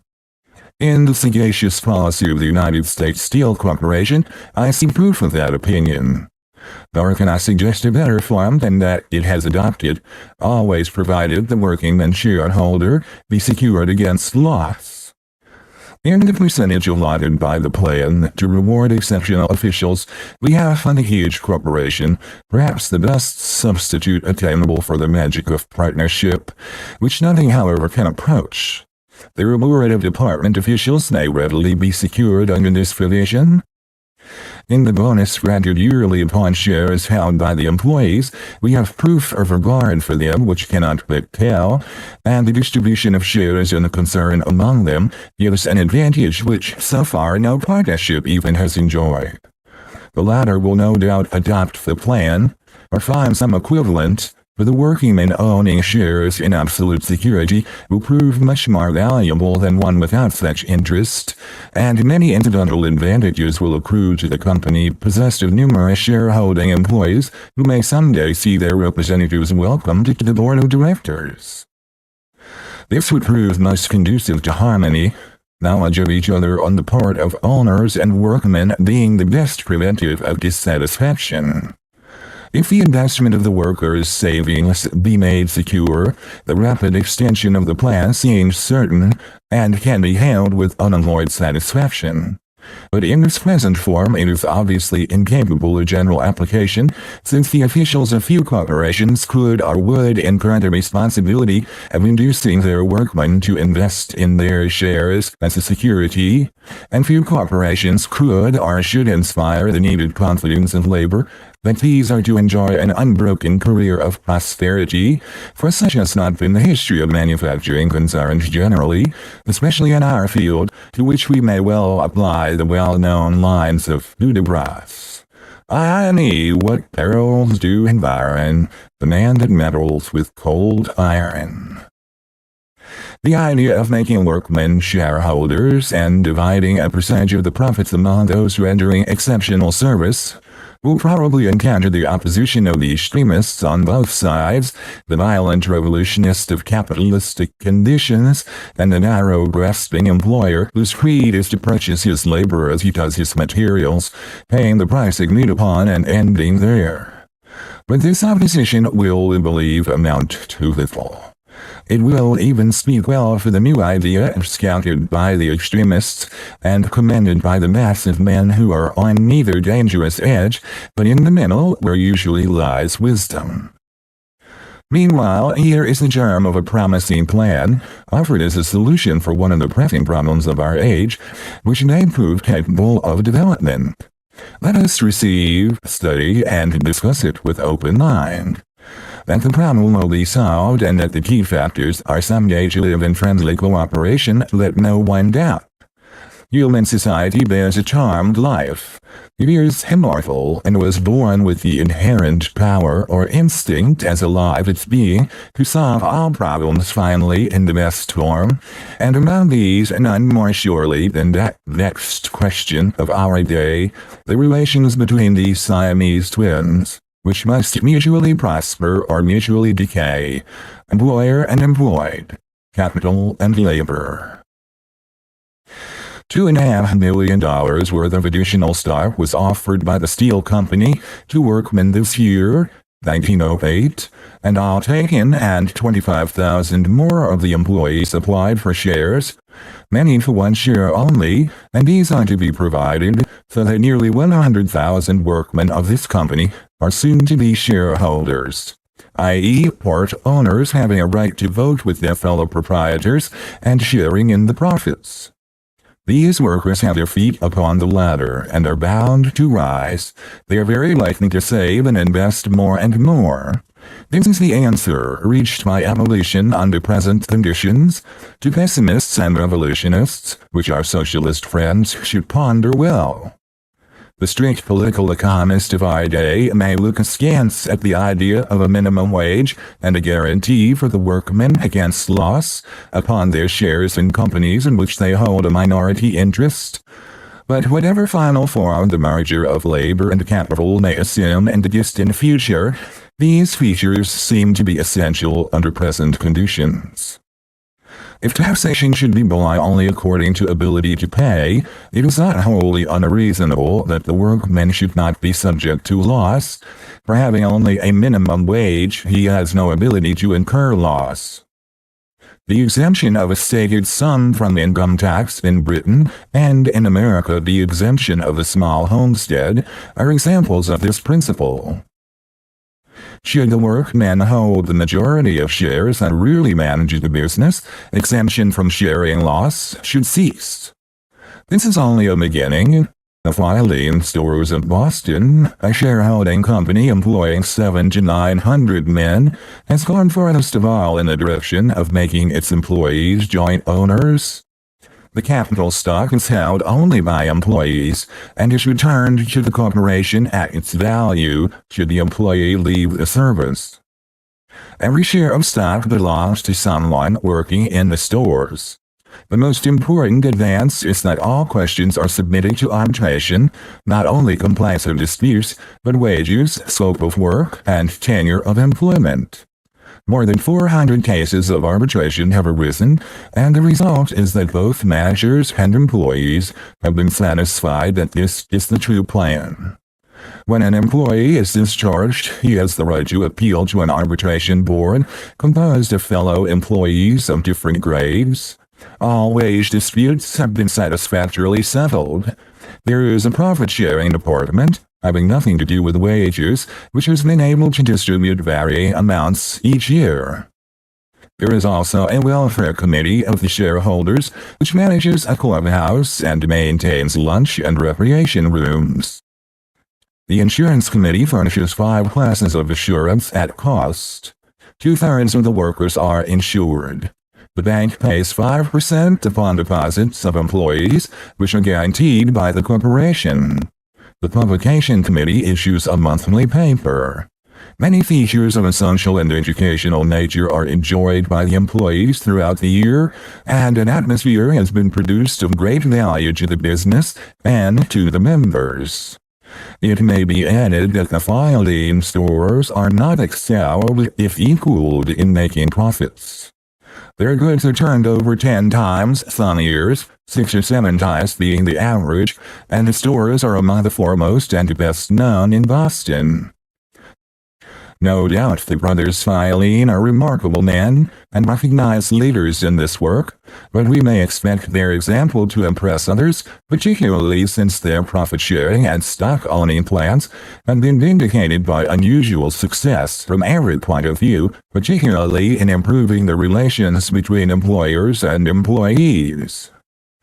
We are just at the beginning of profit-sharing, and the reign of working men proprietors, which many indications point to as the next step forward in the march of wage-paid labor to the higher stage of profit-sharing, joint partnership, workers with the hand and workers with the hen, pay from profits, no dragging of the latter down, but the raising of the former up. We never see a fishing fleet sail without hailing it, as the finest illustration of the perfect relationship which is one day to prevail between capital and labor generally. Every man in the ship from the capital down is a partner, paid by sharing in the profits of the catch, according to the value of his labor. Even the lowest paid, probably a young hand, not yet an able-bodied seaman, could be a partner in the business. Here is a field capable of immediate and wide extension, provided employers agree to fix the minimum wage sufficient to maintain economically the worker's household, and to this it is believed every fair-minded employer would gladly agree. So far we have a list of 189 manufacturing concerns in the United States which have welfare departments, sales of stock to workmen, or other modes of adding to their wages, or forms recognizing the community of interest between employers and employed. Gilman, in his book on profit sharing, published in 1899, gave the following numbers of profit-sharing firms in the different countries of Europe. France 120, Britain 94, Germany 47, Switzerland 14, Italy 8, Holland 7, Belgium 6, Austria-Hungary 5. It will soon be the exception for employers upon a great scale to ignore this feature. 18 of the principal railroad companies in America have established systems of pensions for their employees as extra recompense, the cost borne exclusively by the corporations. The pension feature, like profit sharing, is making great headway, and promises soon to be universal. So marches labor up the heights to equality with the millionaire as his partner in business. This ends my quotation from the presidential address to the Iron and Steel Institute in 1903. It will be seen that the writer's views are not of yesterday. He has had considerable experience with the labor problem and thought much over it. Whether the communist's ideal is to be finally reached upon earth, after man is so changed that self-interest, which is now the mainspring of human action, will give place to heavenly neighbor interest, cannot be known. The future has not been revealed. He who says yes and he who says no are equally foolhardy. Neither knows, therefore neither should presume to consider, much less to legislate in their day, for a future they can know nothing of. Endowed as man is with the instinct for improvement, fortunately no limit to his march toward perfection can be set, but what perfection is to be we know not. The writer, however, believes one point to be clear, that is, that the next step toward improved labor conditions is through the stage of shareholding in the industrial world, the workman becoming joint owner in the profits of his labor. Payment to slaves and serfs, by providing shelter and food and clothing for them, then by orders upon the stores for articles, up to payment by cash to independent workmen today. Each a great step forward, have all been tried, and now the coming day dawns when payment is to be made wholly or in part by profit sharing, the workman having the status of the share-owning official, and a voice in management as joint owner. He will be guaranteed a minimum wage when finally paid by profits entirely to keep his mind easy and free for his work, the proper support of himself and of his family being thus ensured. It may be mentioned that the investments of workmen partners in the United States Steel Corporation have been very profitable to both the men and the company. To the sober-minded workman we say again, hold fast to that which has proved itself good. Keep marching upon the path of decided and continuous progress, a progress which can be proved by simply glancing backward to conditions under which labor started, when work was the part of slaves, and contrasting these with its present independent position. We have traced the progress of labor upward under present conditions, from slavery to partnership with capital. What the working man has to consider, and consider well, is whether this be not the most advantageous path for him to continue to tread. So far as it has been tried, it has proved a decided success, and it can easily be continued, since it is proving mutually beneficial to capital and labor. One of the greatest advantages, the writer thinks, will be found in drawing men and managers into closer intercourse, so that they become friends and learn each other's virtues. For that both have virtues none knows better than the writer, who has seen both sides of the shield as employee and employer. We only hate those we do not know, says the French proverb. There is much truth in this. In vast establishments, it is very difficult, almost impossible, for workmen and employers to know each other, but when the managers and workmen are joint owners, and both pay wages, as even the president of the company is, we shall see greater intercourse between them. In the case of disputes, it is certain that the workmen partners have a status nothing else can give. They can attend all shareholders' meetings and have a voice there if desired. Entrance into the partnership plus means increased power to workmen. On the other hand, knowledge of the company's affairs, its troubles and disappointments, which come at intervals to the most successful concerns, will teach the workman much that he did not know before. Co-partnership tends to bring a realizing sense of the truth to both labor and capital, that their interests, rightly considered, are mutual, and as far as the latter is concerned, it may finally, in some cases, be all furnished by those engaged in the works, which is the ideal that should be held in view. The workman both capitalist and worker, employee and employer. This, however, is not for our time. We are only pioneers whose duty is to start the movement, leaving to our successors its full and free development as human society advances. The first company so on will mark a new era in the relations of labor and capital.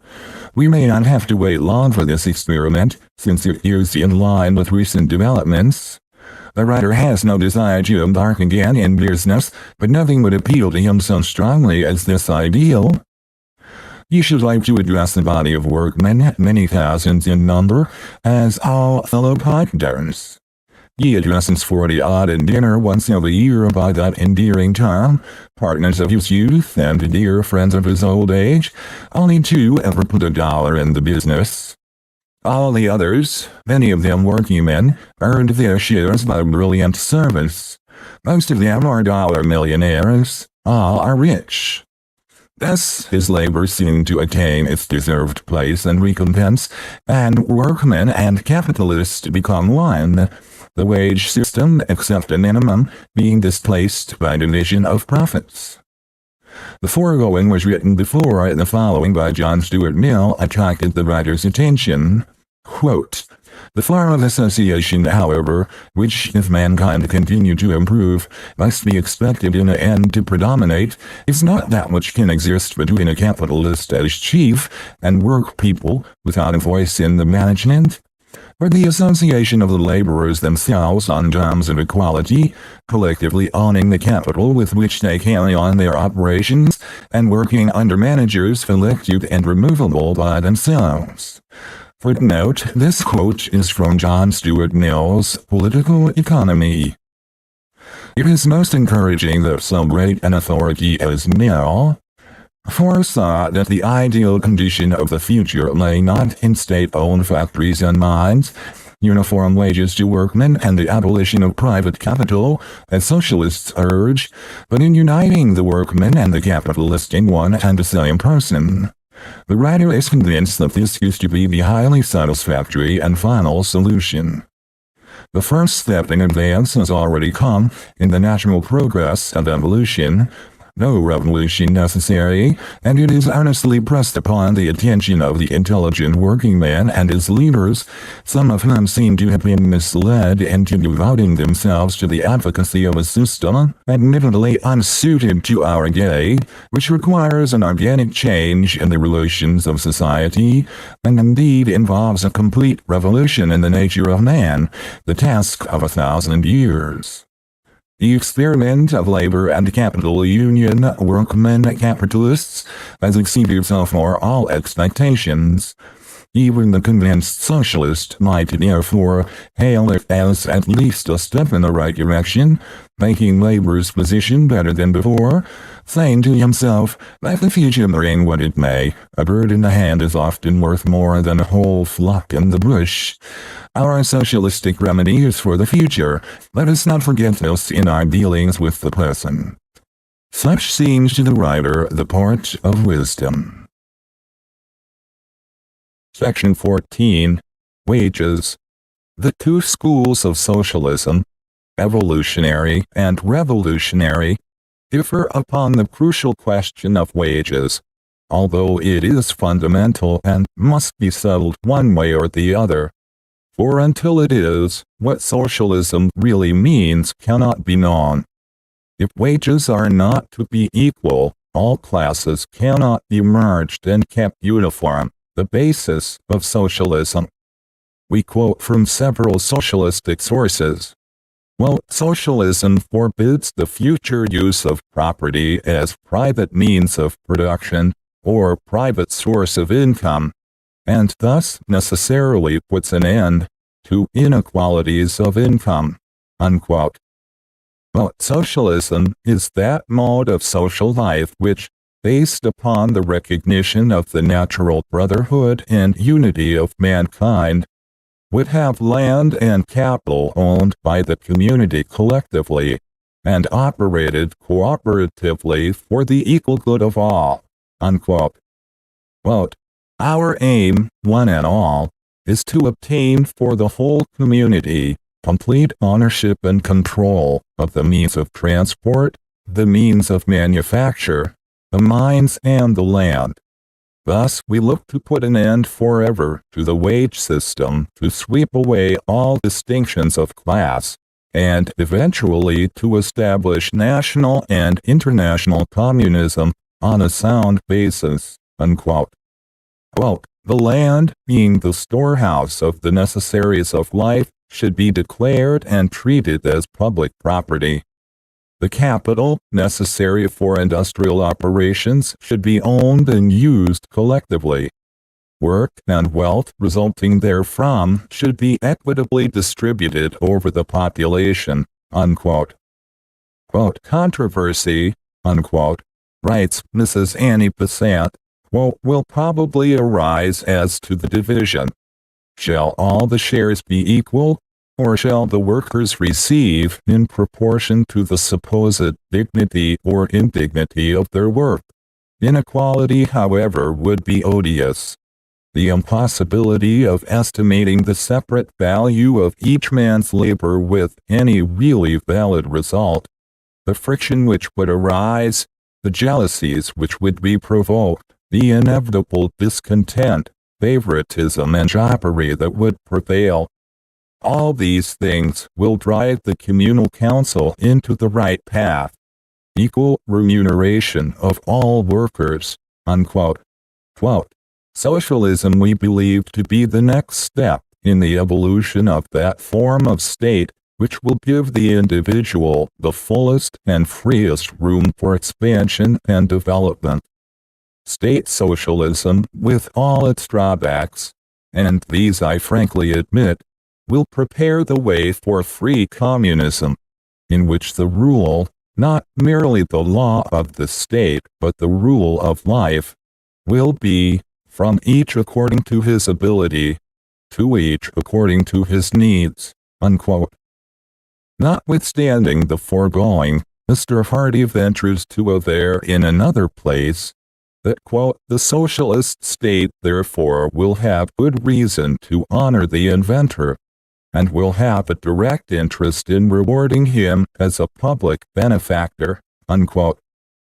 If already honored, one wonders what form further reward could take without differentiating him from others. Upon the other side, we quote from Mr. Jowett's booklet in the Labor Ideal series, The Socialist and the City, pages 17, 18 and 19. This deliverance is so vitally important that we give it at length. Quote, At present, all the larger corporations are trying to monopolize for their own service a number of experts insufficient to go around. The result is that some of them are paying first-class salaries, or second- or third-class men. There will be no need for this when cities cease to compete with each other, and one may naturally expect that socialist cities would abolish this least vestige of competition still remaining between different municipal corporations. The associated corporations will be able to pay sufficiently large salaries, and each individual corporation requiring a specialist's assistance might pay consultation fees into a common pool. Joint action in this direction will tend to steady the movements of experts and officials, and for the rest, it should be looked upon as a discreditable proceeding on the part of a man holding, say, a responsible post as engineer, surveyor, architect, or other similar profession, to transfer his services after committing the community to some large scheme involving great outlay, until the work is sufficiently near completion, or the responsibility to be properly placed in case of failure. It is no part of the socialist plan to run municipal concerns under the control of the managerial leavings of private enterprise, for that way disaster lies. Unquote. Here we have a revelation. Nothing new is to be obtained by Mr. Jowett's brand of socialism, except that socialistic cities are to combine, which they do not do under present conditions, and agree not to offer a higher reward for labor, thus robbing other cities of their valuable men. No competition for labor. Valuable men are to be compelled to remain where they are. No chance of escape. What do our friends of labor think of this? Ability, as today, will look for and receive high rewards, and cities through their governors will condescend to combine to thwart service receiving the reward, which under the free play of forces it would command. In The Necessary Basis of Society, Contemporary Review, June 1908, page 664, Mr. Sidney Webb, who tells us he is a socialist, writes as follows, quote, the most democratic government of the ensuing century, based as it must necessarily be, on the very idea of providing for each of the series of minorities of which the world is made up, is as likely to provide for one minority as for another, for its poets as for its apprentices, for its scientists as for its soldiers, for its artists as for its artificers, and with the advance of actual knowledge in the administration, is even more likely to know how they can be fostered, and really well provided for, than the irresponsible plutocratic patron ever did." Unquote. Another eminent authority, Mr. H. G. Wells, in his recent book, differs from both sides quoted.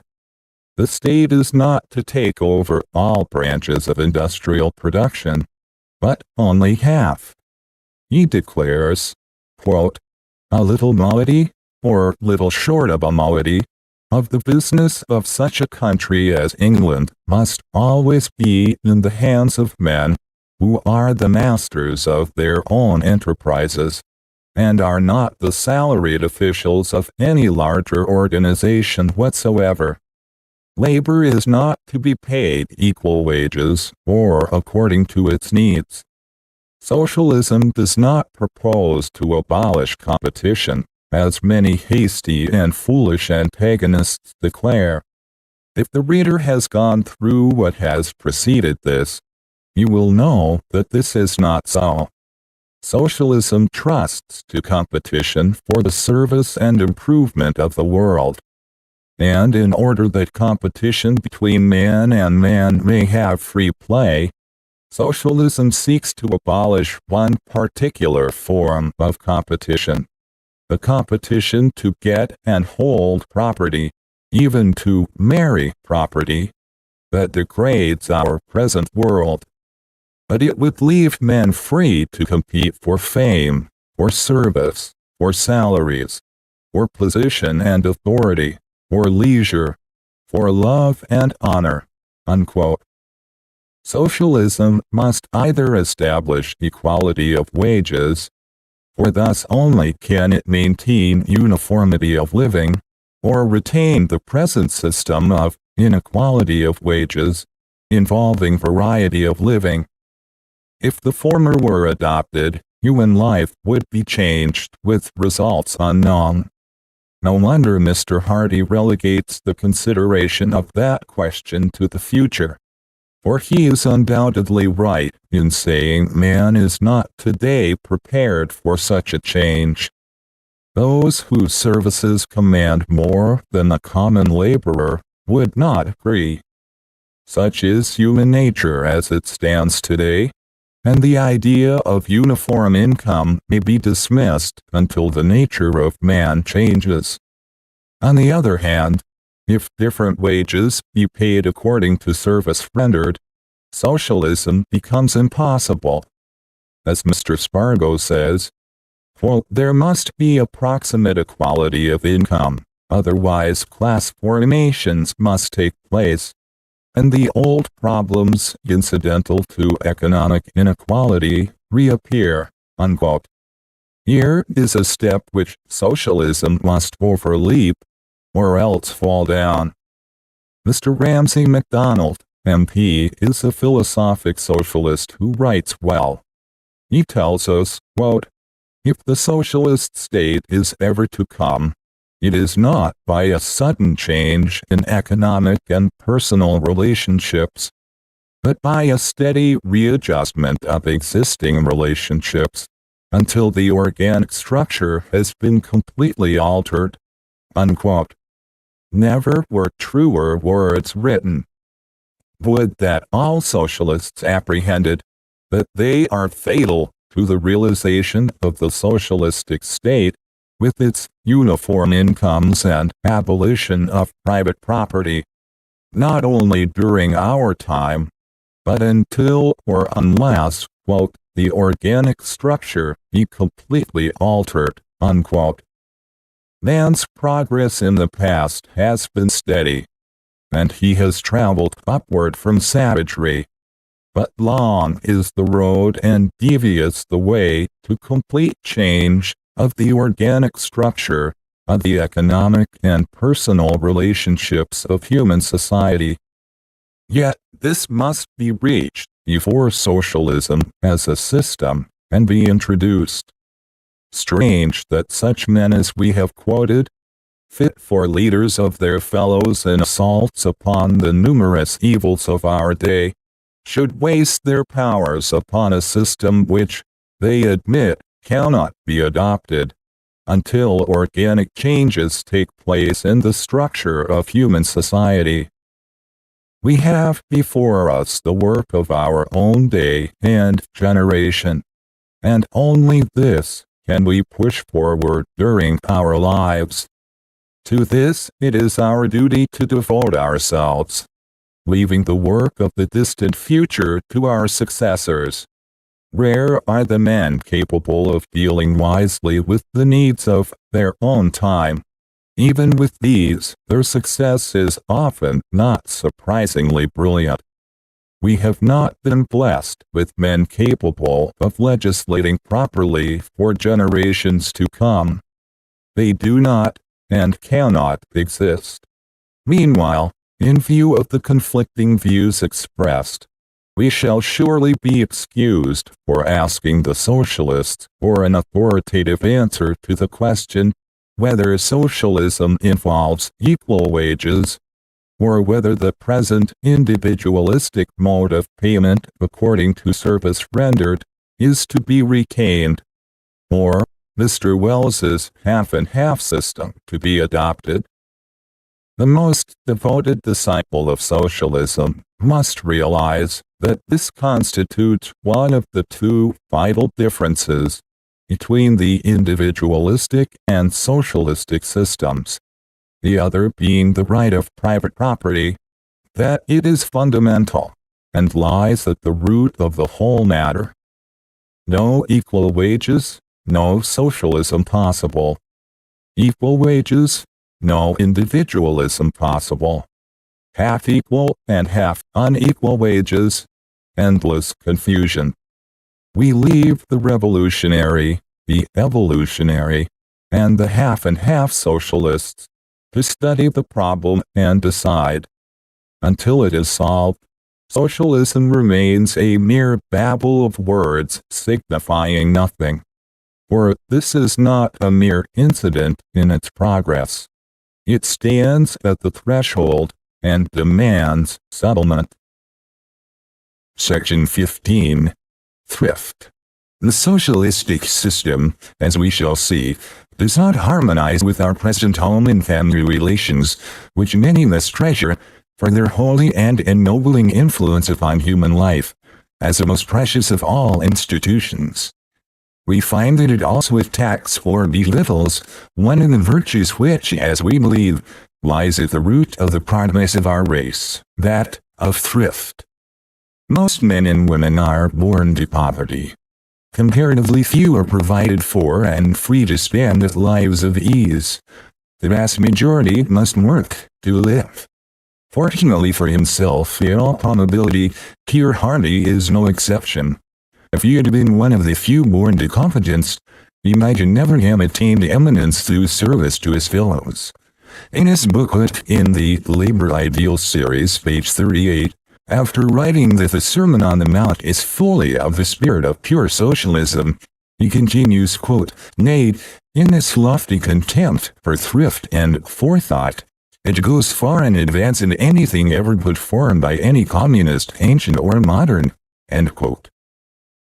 Thrift cannot commend itself to the true socialist, who forbids private capital, but destroys the talent hidden in the ground, inculcates the duty of man not only to guard his capital, but to increase it, and we are told that, quote, "He that provides not for those of his own house hath denied the faith, and is worse than an infidel," end quote.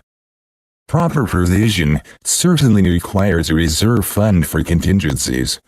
If we were to divide the vast army of workers of mature age into two classes, the savers and the spendthrifts, We should practically separate the credible from the discreditable, the exemplary from the pitiable, the progressive from the backsliders, the sober from the intemperate. A visit to their respective homes would confirm this classification. The thrifty would be found not only the best workmen and foremost in the shop, but the best citizens and the best husbands and fathers, the leaders and exemplars of their fellows. Many are those who have risen from the ranks of manual labor and achieved reputation for useful work performed for the community, and have been held in general esteem as model citizens. Much good have they accomplished for their fellows.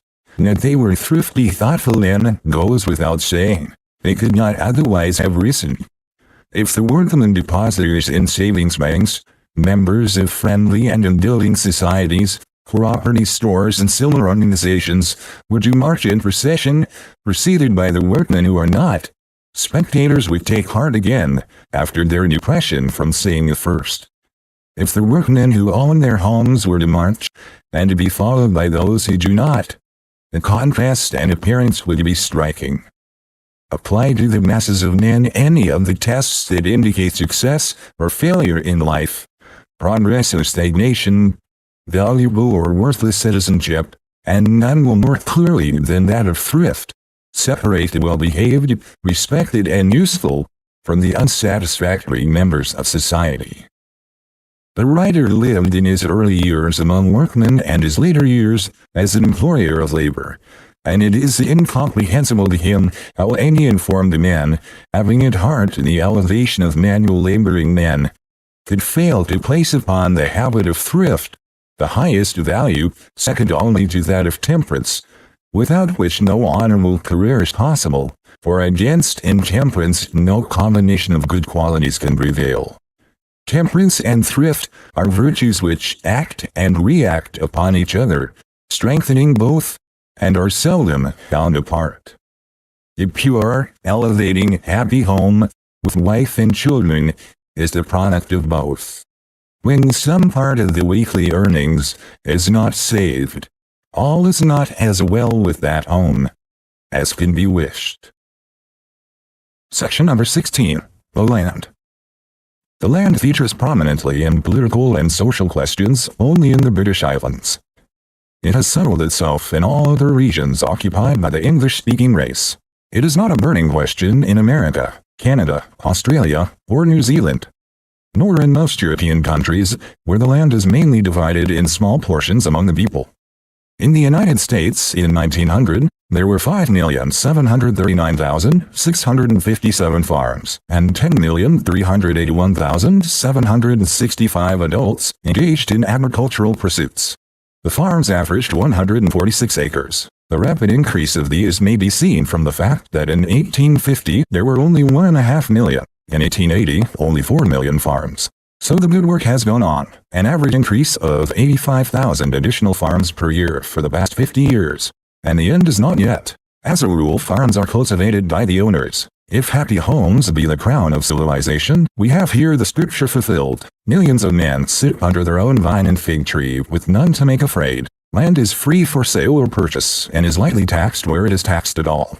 The world may be ransacked in vain for equally large numbers of men, women, and children residing under such favorable conditions. Home sweet home is the spot round which center their fondest hopes, their dearest wishes, and their greatest happiness. The few who rent for the time have the desire and reasonable hope of soon owning their homes, the wisest purchase that can be made. Similar conditions prevail in Canada, Australia, and New Zealand. France has 5.5 million peasant proprietors. Germany has over 6 million, average holding 30 acres. It is only in the United Kingdom that the land question is acute. The present conditions of landholding in the countries named prove to the people of the old land what can be done, but the favored people of the 4 new countries named had a clean slate to begin with, nothing to obliterate. They do not, therefore, teach the needed lesson to the motherland which Denmark does. That wonderful little country not long ago was in the hands of a few owners, who rented it in portions to farmers, whose position was that of farmers in the United Kingdom today. But it is now very different. They are now on the same plane as farm owners in America and other English-speaking nations. The land that 70-odd years ago was in the hands of a few is now owned by no less than 86,000 people. And, as to 75,000 of the holdings, the law prevents their being merged to form larger farms or estates. The area of the country is less than 10 million acres, and the population 2.5 million. Denmark's exports of butter, eggs, cheese, bacon, beef, and pork to Great Britain alone in 1904 amounted to more than 15 million sterling, a startling statement. One wonders what British farmers are doing. No revolution was necessary to produce the change, no government ownership. It was all quietly done, one step after another. The country was divided into farms of a certain size, and a progressive land tax levied. For one man cultivating one farm, the tax was small. If he had another, the tax was much greater upon the second, and so on, until the dishes became prohibitive, the object being to favor the owning of farms by those who cultivated them. The produce of the land is now 3 times as great as under the former system of large proprietors still existing in the United Kingdom. The magic said to be in ownership was really found there. By following the example of Denmark, which involves neither dangerous experiments nor violent disturbance, the land of the United Kingdom can be owned and worked by the owners thereof, each man with a reasonable acreage, and thus many happy and endearing homes established. This is well, but it is not all, or even the best result. Denmark's policy has created an independent, prosperous, happy, and contented people. Instead of one great mammoth landowner, the state, as socialists propose, Britain should have hundreds of thousands of small owners, necessarily developing into men of a much higher type than mere tenants or employees can ever become. The magic of ownership works wonders, not only upon the soil, but upon the happy working owner thereof. The type of men developed in America upon farms they own, taken all in all, is not to be equaled, as far as the writer has known large classes of men. The same qualities characterize the land-owning workers of Canada, Australia, New Zealand, and Denmark. Land in these countries is everywhere free, as other property is. The laws of primogeniture and settlements exist only in Britain. No English-speaking people elsewhere would tolerate them.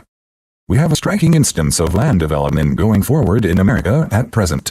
40-odd years ago there were 4 million slaves owned by other people. They owned nothing, and could own nothing. They could not even own themselves. They had neither rights nor responsibilities. They were bought and sold.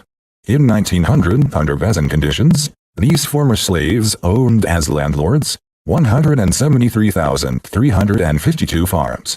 They leased and cultivated as farmers 762,000 farms. They have church property valued at more than $25 million.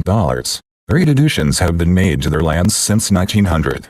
Here we have a race who, in 1862, could own nothing, not even themselves, now owning and cultivating the soil in small portions, no rent to pay. They could neither read nor write, and now the percentage of illiteracy has fallen from 83.5 in 1870 to 47.4 in 1900. When such progress can be made under free trade in land, surely we should be careful about revolutionizing conditions which produce such precious fruit. The extent of land owned and cultivated by these people in small areas furnishes the greatest contrasts to that of the United Kingdom, that between small landlords cultivating their own land, and men who pay a rental to territorial magnates whose lands they cultivate. The more than 11 millions of working people, and their children, settled upon the land in America as agriculturalists, are the backbone of the Republic. Intelligent, fair, kindly, sober, and law-abiding. One who knows them would hesitate long to disturb conditions which gave the state such model citizens. To transfer the land now cultivated and mainly owned by these people into the hands of the state, and to grade the present working others into menials working for and paid by state agents, is unthinkable. Our socialistic friends would require larger armies to coerce them than have ever yet assembled, and they would fail. For men fighting in defense of their homes, in which many of them and most of their children were born, would have their quarrel just. No offer on the part of the state to ensure their continued residence undisturbed would be entertained. They would never agree to come under any restriction of their right to do as they pleased with their own homes. It is the same with Canadians and Australasians. In every English-speaking land other than Britain, estates are generally divided about equally among the children. but the farm usually goes to the member most qualified to work it. The other members taking other parts of the estate or mortgages upon the farm. The proposed exclusive taxation of land, proposed by Henry George, was denounced by the people of Canada and America as keenly as would be a proposition to make America a monarchy, or Canada a colony, minus self-government. In both lands the agriculturalists rule, but the most eloquent socialists endeavor to convince these owners of the soil, true landlord farmers, that they are not part, and the best part, of the most highly developed and most desirable society known to man, and he will have a rude awakening. No socialism for them. Much is to be said against the British landlord system. It has little to commend it. It is a survival of the past, but let not socialists imagine that the recourse to state ownership is the proper substitute. Let them follow the example of Denmark, and, by the creation of farmer landlords each with one farm, give to Britain one of the greatest blessings. A land-owning and land-tilling people, instead of a few land-owning squires who neither toil nor spin. Here lies before Britain a task easy of accomplishment. It is no experiment, neither is it revolutionary. Our own race in other lands and the people of Denmark have proved the value of small farms owned and cultivated by owners. One reads with wonder that the cultivated land of the United Kingdom, including parks and permanent pastures but not mountain or waste, amounted in 1880 to 47,515,747 acres. The total acreage is 77,635,301 acres. By the Doomsday Book of 1875, it appeared that 1/4 of the total acreage, excluding plots under 1 acre, is held by 1,200 owners, at an average for each of 16,200 acres. Another 1/4 by 6,200 persons, at an average of 3,150 acres.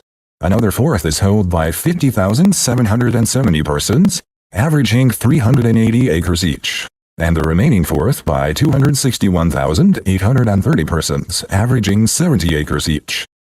Peers in number about 600, hold rather more than 1/5 of all the land in the kingdom. Thus 1/2 of the whole country is in the hands of only 7,400 individuals. The other half is divided among 312,500 individuals. In Scotland the contrast is even greater. 12 persons in 1876 held more than 1/4 of Scotland. 70 held half. 9/10 of Scotland was held by fewer than 1,700 persons.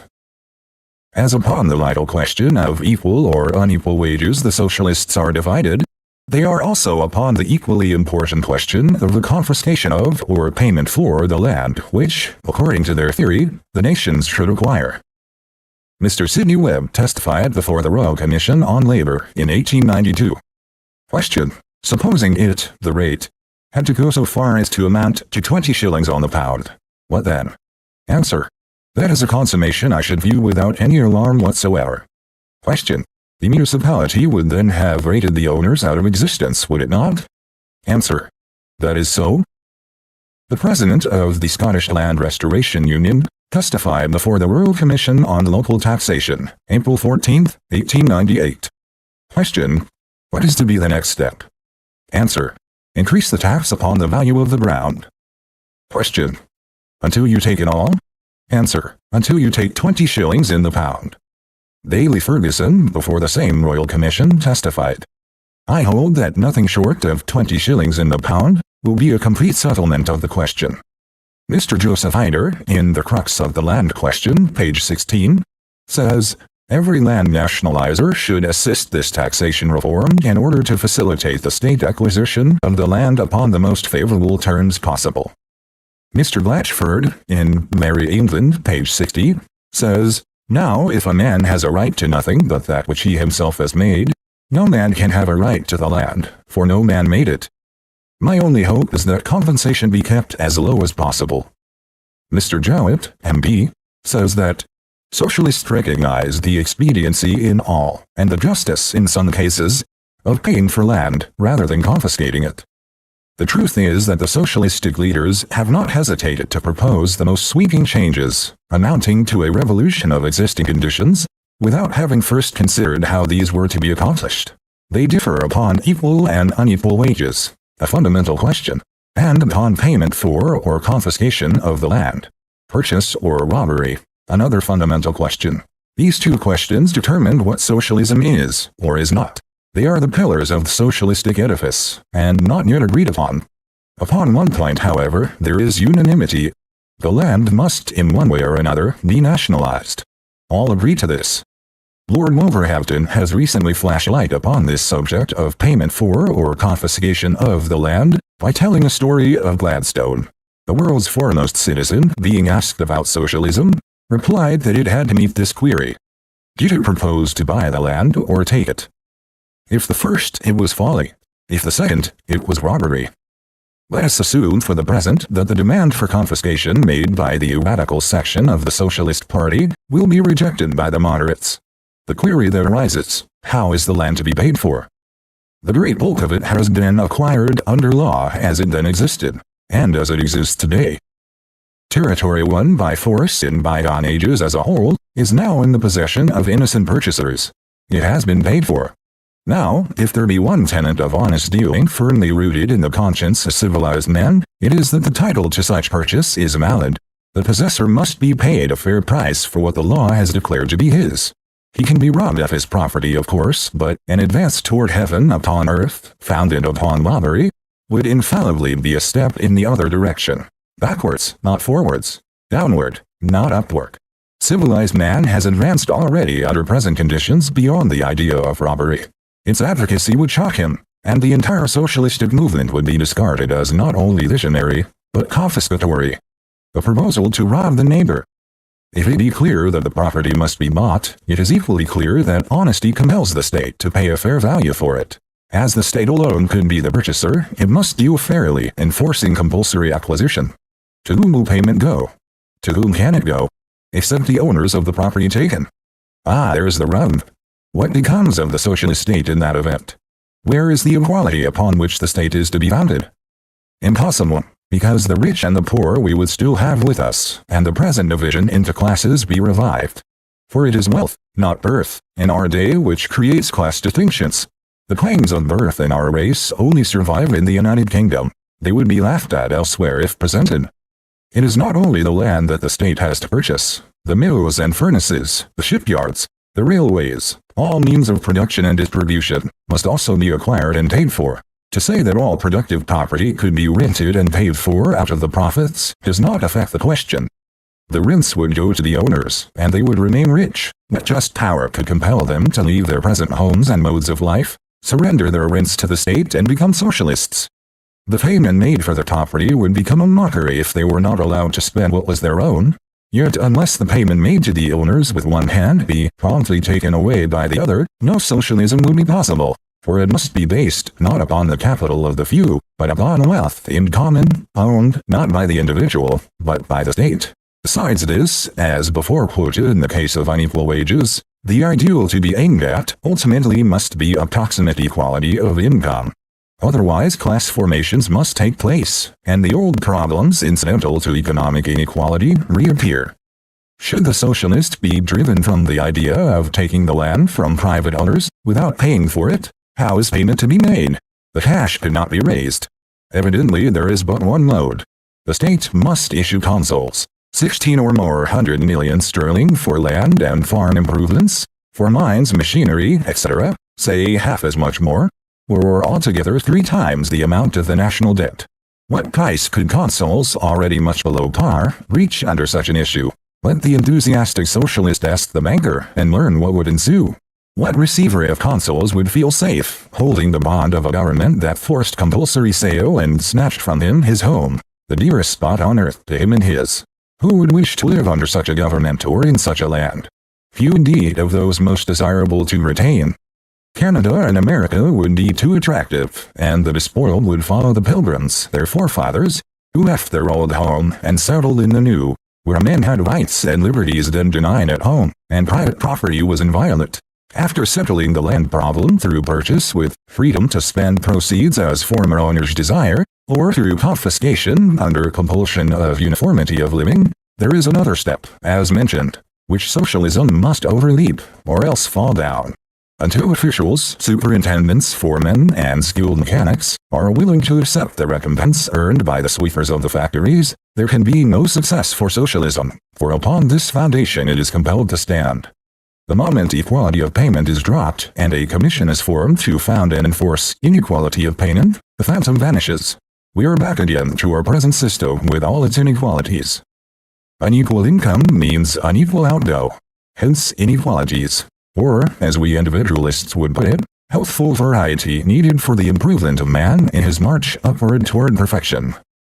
The cry of the socialists of today in Britain should not be against private ownership of land, but against there being so few private owners. To distribute the land by abolishing primogeniture and settlements and through progressive taxation is surely the next practical step. Being so palpably the remedy for the present unsatisfactory condition of the problem, it would seem that the needed legislation could not be long denied. When the interests of the masses of the people require change in land tenure, the few owners can justly be required to forego their preferences or submit to increased taxation if they decide to enjoy privileges injurious to the community as a whole. In all other English-speaking countries, the people work the land. In Britain, the landlords work the people. The writer cannot but believe that if once the United Kingdom had its people settled upon the land as owners and cultivators, as other parts of the Empire and America have, its nationalization would never be thought of. Thus, Section 17. Individualism versus Socialism. The alacrity displayed by socialists in pasting their labels upon the products of individualism is surprising, in view of the fact that many of the measures claimed as socialistic have long been in operation in English-speaking lands. Mr. Snowden, for instance, gives what he claims to be the socialists' ideas of taxation. 1. Both local and national taxation should aim primarily at securing for the communal benefit all unearned or social increment of wealth. 2. Taxation should aim deliberately at preventing the retention of large incomes and great fortunes in private hands, recognizing that the few cannot be rich without making the many poor. 3. Taxation should be in proportion to ability to pay and to protection and benefit conferred by the state. 4. No taxation should be imposed which encroaches upon the individual's means to satisfy his physical needs. He is quite entitled to number 1. No one but a socialist would dream of taxing with a view of securing all unearned or social increment of wealth for communism. As to number 2, graduated taxation in Britain is an attempt to equalize the present unfair distribution of wealth, and is already at work in the death duties and in the difference in income tax between earned and unearned wealth, both the work of individualism. The strong and repeated recommendations of this policy by President Roosevelt are seen to bear fruit in the United States. He and his trusted advisors are individualistic to the core. The non-taxation of imported food by Britain under individualism, as far as it has gone, is in accordance therewith. Number 4 is another application of Adam Smith's doctrine. Until physical needs of individual and family are provided for, there is no ability to pay taxes. Thus, 3 of these ideas are the product of individualism, and should bear its hallmark, not the socialist label. Mr. Jarrett pastes the socialistic label upon the proper rating of site values, as if this did not prevail under individualism throughout our English-speaking race, except in the old home.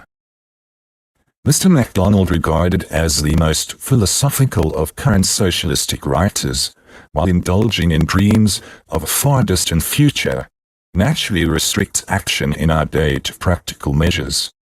There is only to be a steady readjustment of existing relations under the organic structure has been completely changed. He lays down as right for action the 7 points in the Independent Labour Party program, which he says is far and away the most representative socialist body in Britain, thus stamping the socialistic label upon all these points. First in these comes an 8-hour day. One naturally inquires under what system the hours of labor have been reduced from 12 and more to 10 hours or less. Long before socialism attracted the public, the reduction of the excessive hours of labor was the care of progressive men under the present individualistic system in all English-speaking countries. Whether these can be wisely reduced still further is under consideration. To put the socialistic label upon the policy of shortening the hours of labor is as flat burglary as ever was committed. Second comes a workable, unemployed act. Mark the adjective. The attention of the English Parliament was given last year to this very question. It is a difficult task to meet, without doing more injury than good. When or if a workable act is produced, parties will then take their positions. Third, old age pensions. Mr. MacDonald is here a day behind the fair. These have been established in Britain before this appears in print, both political parties being favourable. Socialism will have little right to label old age pensions as its product. On the contrary, it is the product of the best elements of both political non-socialistic parties. Number 4 is the abolition of indirect taxation and the gradual transference of all public burdens to unearned incomes. Here we must read the bracketed words in the light of Mr. MacDonald's philosophy.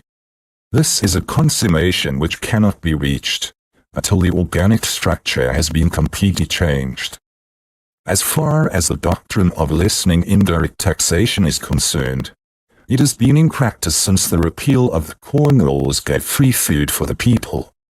It is a wise policy. In America there are no duties of moment, except such as bear upon the rich, who alone use imported articles. A protective tax recently imposed upon sugar to test the ability of the country to produce its own supply being the only exception. Number 5 is a series of land acts aimed at the ultimate nationalization of the land. See note to number 4 as the words bracketed.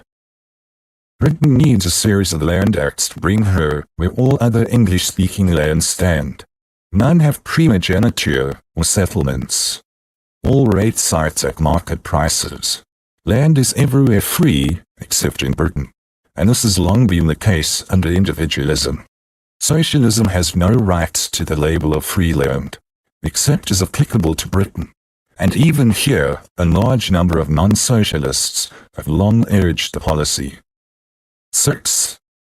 Nationalization of railways and mines. As far as railways are concerned, individualism has preceded socialism in this department. Many countries own their railways. India under British control does, as do some of the colonies. So do Austria, France, Germany, Switzerland, etc. Mines are precarious properties, and should be leased upon royalties when owned by the state. In some cases, this is already done. 7th, democratic political reforms. This is so indefinite that nothing can be said upon the subject. The reforms are in supposition so far, and must be judged upon their merits when announced from time to time. In all English-speaking lands under individualism, democratic reforms have long been the order of the day, never more so than now. Mr. Hardy claims there is perfect agreement among socialists on 2 leading points, the first being hostility to militarism in all its forms, and to war as a method of settling disputes between nations. Such of us as have inherited this doctrine under individualism and proclaimed it all our lives rejoice that any body of men agree with us, but we of the peace and arbitration societies in every English-speaking land who have upheld the doctrine respectfully protest against the socialist use of a label to which the individualistic men of peace have prior claim. Opposition to war and support of arbitration have developed under present conditions, and grow stronger with leaps and bounds these days, and are soon to triumph. One great victory is seen in Chile and Argentina ceasing to wage war, and agreeing to settle disputed boundaries peacefully. They did so, and both conquered. There now stands upon the highest peak of their boundary line a statue of Christ as Prince of Peace, cast from their discarded cannon. The pedestal bears this inscription: "Sooner shall these mountains crumble to dust, than Chileans and Argentines shall break the peace, which at the foot of Christ the Redeemer they have sworn to maintain." Socialism has no place in these lands. Scarcely a week passes without one or more treaties of arbitration between nations being entered into. All the nations assembled last year for the first time at the Hague Peace Conference and voted for obligatory arbitration, only 8 dissenting, and these declaring they would make separate treaties with selected nations. Some such have already been made, and others are now under consideration. All this progress in the path of peace among nations has been made under our present system, and socialism as such has no exclusive right to place its label upon the triumphs of peaceful arbitration. Members of all parties have cooperated in this, the most pressing duty of our day, the banishment from the civilized world of the crime of crimes, the killing of men by men in battle like wild beasts, as a mode of settling international disputes. As we see, there is much that evolutionary socialists advocate and claim to be socialistic, which we progressives have long welcomed. The municipalization of certain public utilities is undoubtedly a step in the right direction, but this has already been done under our present system, before socialism was much talked about. It has been proved that cities can advantageously own, in some cases operate, and in other cases lease for periods, their public utilities, water, gas and electric works, street railways, etc., and that they can purchase and improve land to advantage in certain districts, and could do much more in that line in Britain, where the laws like those of America and other English-speaking nations. We have, perhaps, one of the best examples of this beneficent policy in the city of New York, now containing more than 4 millions of people. It never parted with its riparian rights, and owns these around the island, giving it more than 20 miles of waterfront. Some years ago, it began building docks, issuing bonds therefore, with a sinking fund for their redemption. The rentals obtained for the docks meet the interest and sinking fund, and leave a profit so great that it is estimated the city will possess the gigantic property, free of cost before the bonds mature. The city is contracting for rapid transit subways. The building and operating contractors agreeing to pay the interest and sinking fund, and hand over the subways to the city, free of cost, at the end of 50 years. No franchises will hereafter be bestowed by New York City, except for stated periods. It is becoming the general policy of cities in America to avoid giving perpetual leases. Municipalization to this extent is steadily winning its way. The woods supplies another instance. The foresight of New York has secured at comparatively small cost, because taken in time, 100 gallons per head daily for 8 millions of people. The city earns all the supply, furnishing a great contrast to London. It also secured years ago, at small cost, 7,000 acres of land admirably adapted for city parks, which are now being rapidly utilized as population spreads around them. The cooperative movement, wholesale and retail, in which manufacturing begins to make its appearance, is another development upon which the socialistic label is often put, but cooperation was adopted many years ago. The members thus get control to some extent in one branch of the means of production and distribution. In this field, there is desirable progress, But we note in all that has been done so far in this direction, the parting of the ways between individualism and socialism. The latter has as its aim a state in which every man renders service according to his ability and receives according to his needs. The needs of men in the main are common. Among 100 men thrown upon an island, there would be found little difference. All could be treated alike. This would be pure socialism. But in working municipal tramways, gas and waterworks, and in the management of cooperative societies, the compensation paid has no reference to common needs. It is paid according to the value of service rendered, the essence of individualism. Superintendent of the factory, the merchant in charge of the cooperative store, the employees down through the whole list, are paid exactly upon the same basis as in all private agencies of production. There is not a trace of socialism here. In this vast field of progress, all remains individualistic. Socialism versus individualism is the race between the hare and the tortoise over again. Individualism, the tortoise, has found and kept the path upon which it has made, and is making steady progress upward. Never has the tortoise had to stop long in its ascent, but, always carefully putting out its limbs, intuitively, the steadily moving creature finds and treads the way onward and upward, moving neither to the right nor left, until certain it is right, and then steadily pushing forward. The hare has not yet made a start. It remains just where it was years ago, frisking around a circle. It knows where it wishes to end, tells us that clearly, but not how, when, or where it is to begin. One point it has settled, however. It will not tread the tortoise path of individualism, nor any path but that which our prehistoric ancestors trod many thousands of years ago, and which their progeny abandoned after years of trial and failure. The frisky hare today insists upon opening up again this abandoned path, and keeps scratching the earth and raising the dust, as if it were preparing to start, but there is no saying whether it will do so in our generation. Meanwhile the tortoise, as we see, continues unceasingly upward, that which is better than that which has been, and that which is to come better than that which is. Lovers of progress cannot but hail its ascent as leading to the light. Foolish indeed would labor be to retard the advance until the hare has given some evidence of ability, at least to start, and demonstrate by experiment that it can overtake and distance its rival.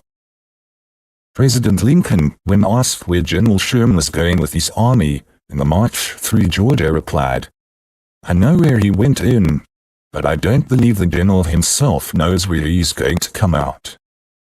Socialism is in that position. Let the socialist produce one enterprise managed upon socialistic principles as proclaimed, to put an end forever to the wage system, to sweep away all distinctions of class. The complete emancipation of labor from the domination of capitalism and landlordism, with the establishment of social and economic equality between the sexes. So far as experiments with these doctrines have been attempted, as Hepworth-Dixon informs us, they have failed. There have been some attempts to live together by small parties of mature age, seeking a retreat from active life. These ventures lay in the eddies out of the rushing current of human existence, their members striving to content themselves with the present, while the part which active men have to play on earth is that of improving conditions in every direction, making new discoveries, inventing new machines and processes, and extending the boundaries of knowledge. This is man's life work on earth, one of development toward the more perfect day. Nothing yet finished, but all growing better through his strenuous exertions. Rest and be thankful is for another existence. Until socialists can point to successful communities based upon their principles, fulfilling this mission of progress, the socialistic question is not within range of consideration. All is mere speculation, vain imaginings of a supposed heaven upon earth, as illusory as other dreams. All that is desirable and even possible as man exists today is being accomplished. Too slowly, we agree, much too slowly. But in no small measure, realized from generation to generation under the present system, which always has been and is being now and always must be, steadily modified and improved as man correspondingly advances, and is himself modified and improved, but not otherwise. Man and his conditions must march abreast, acting and reacting upon each other, that improvement may be evolved. This is the law of his being. In considering the wisdom of change from our present individualistic to the proposed socialistic system, our first inquiry should be, how has the former resulted?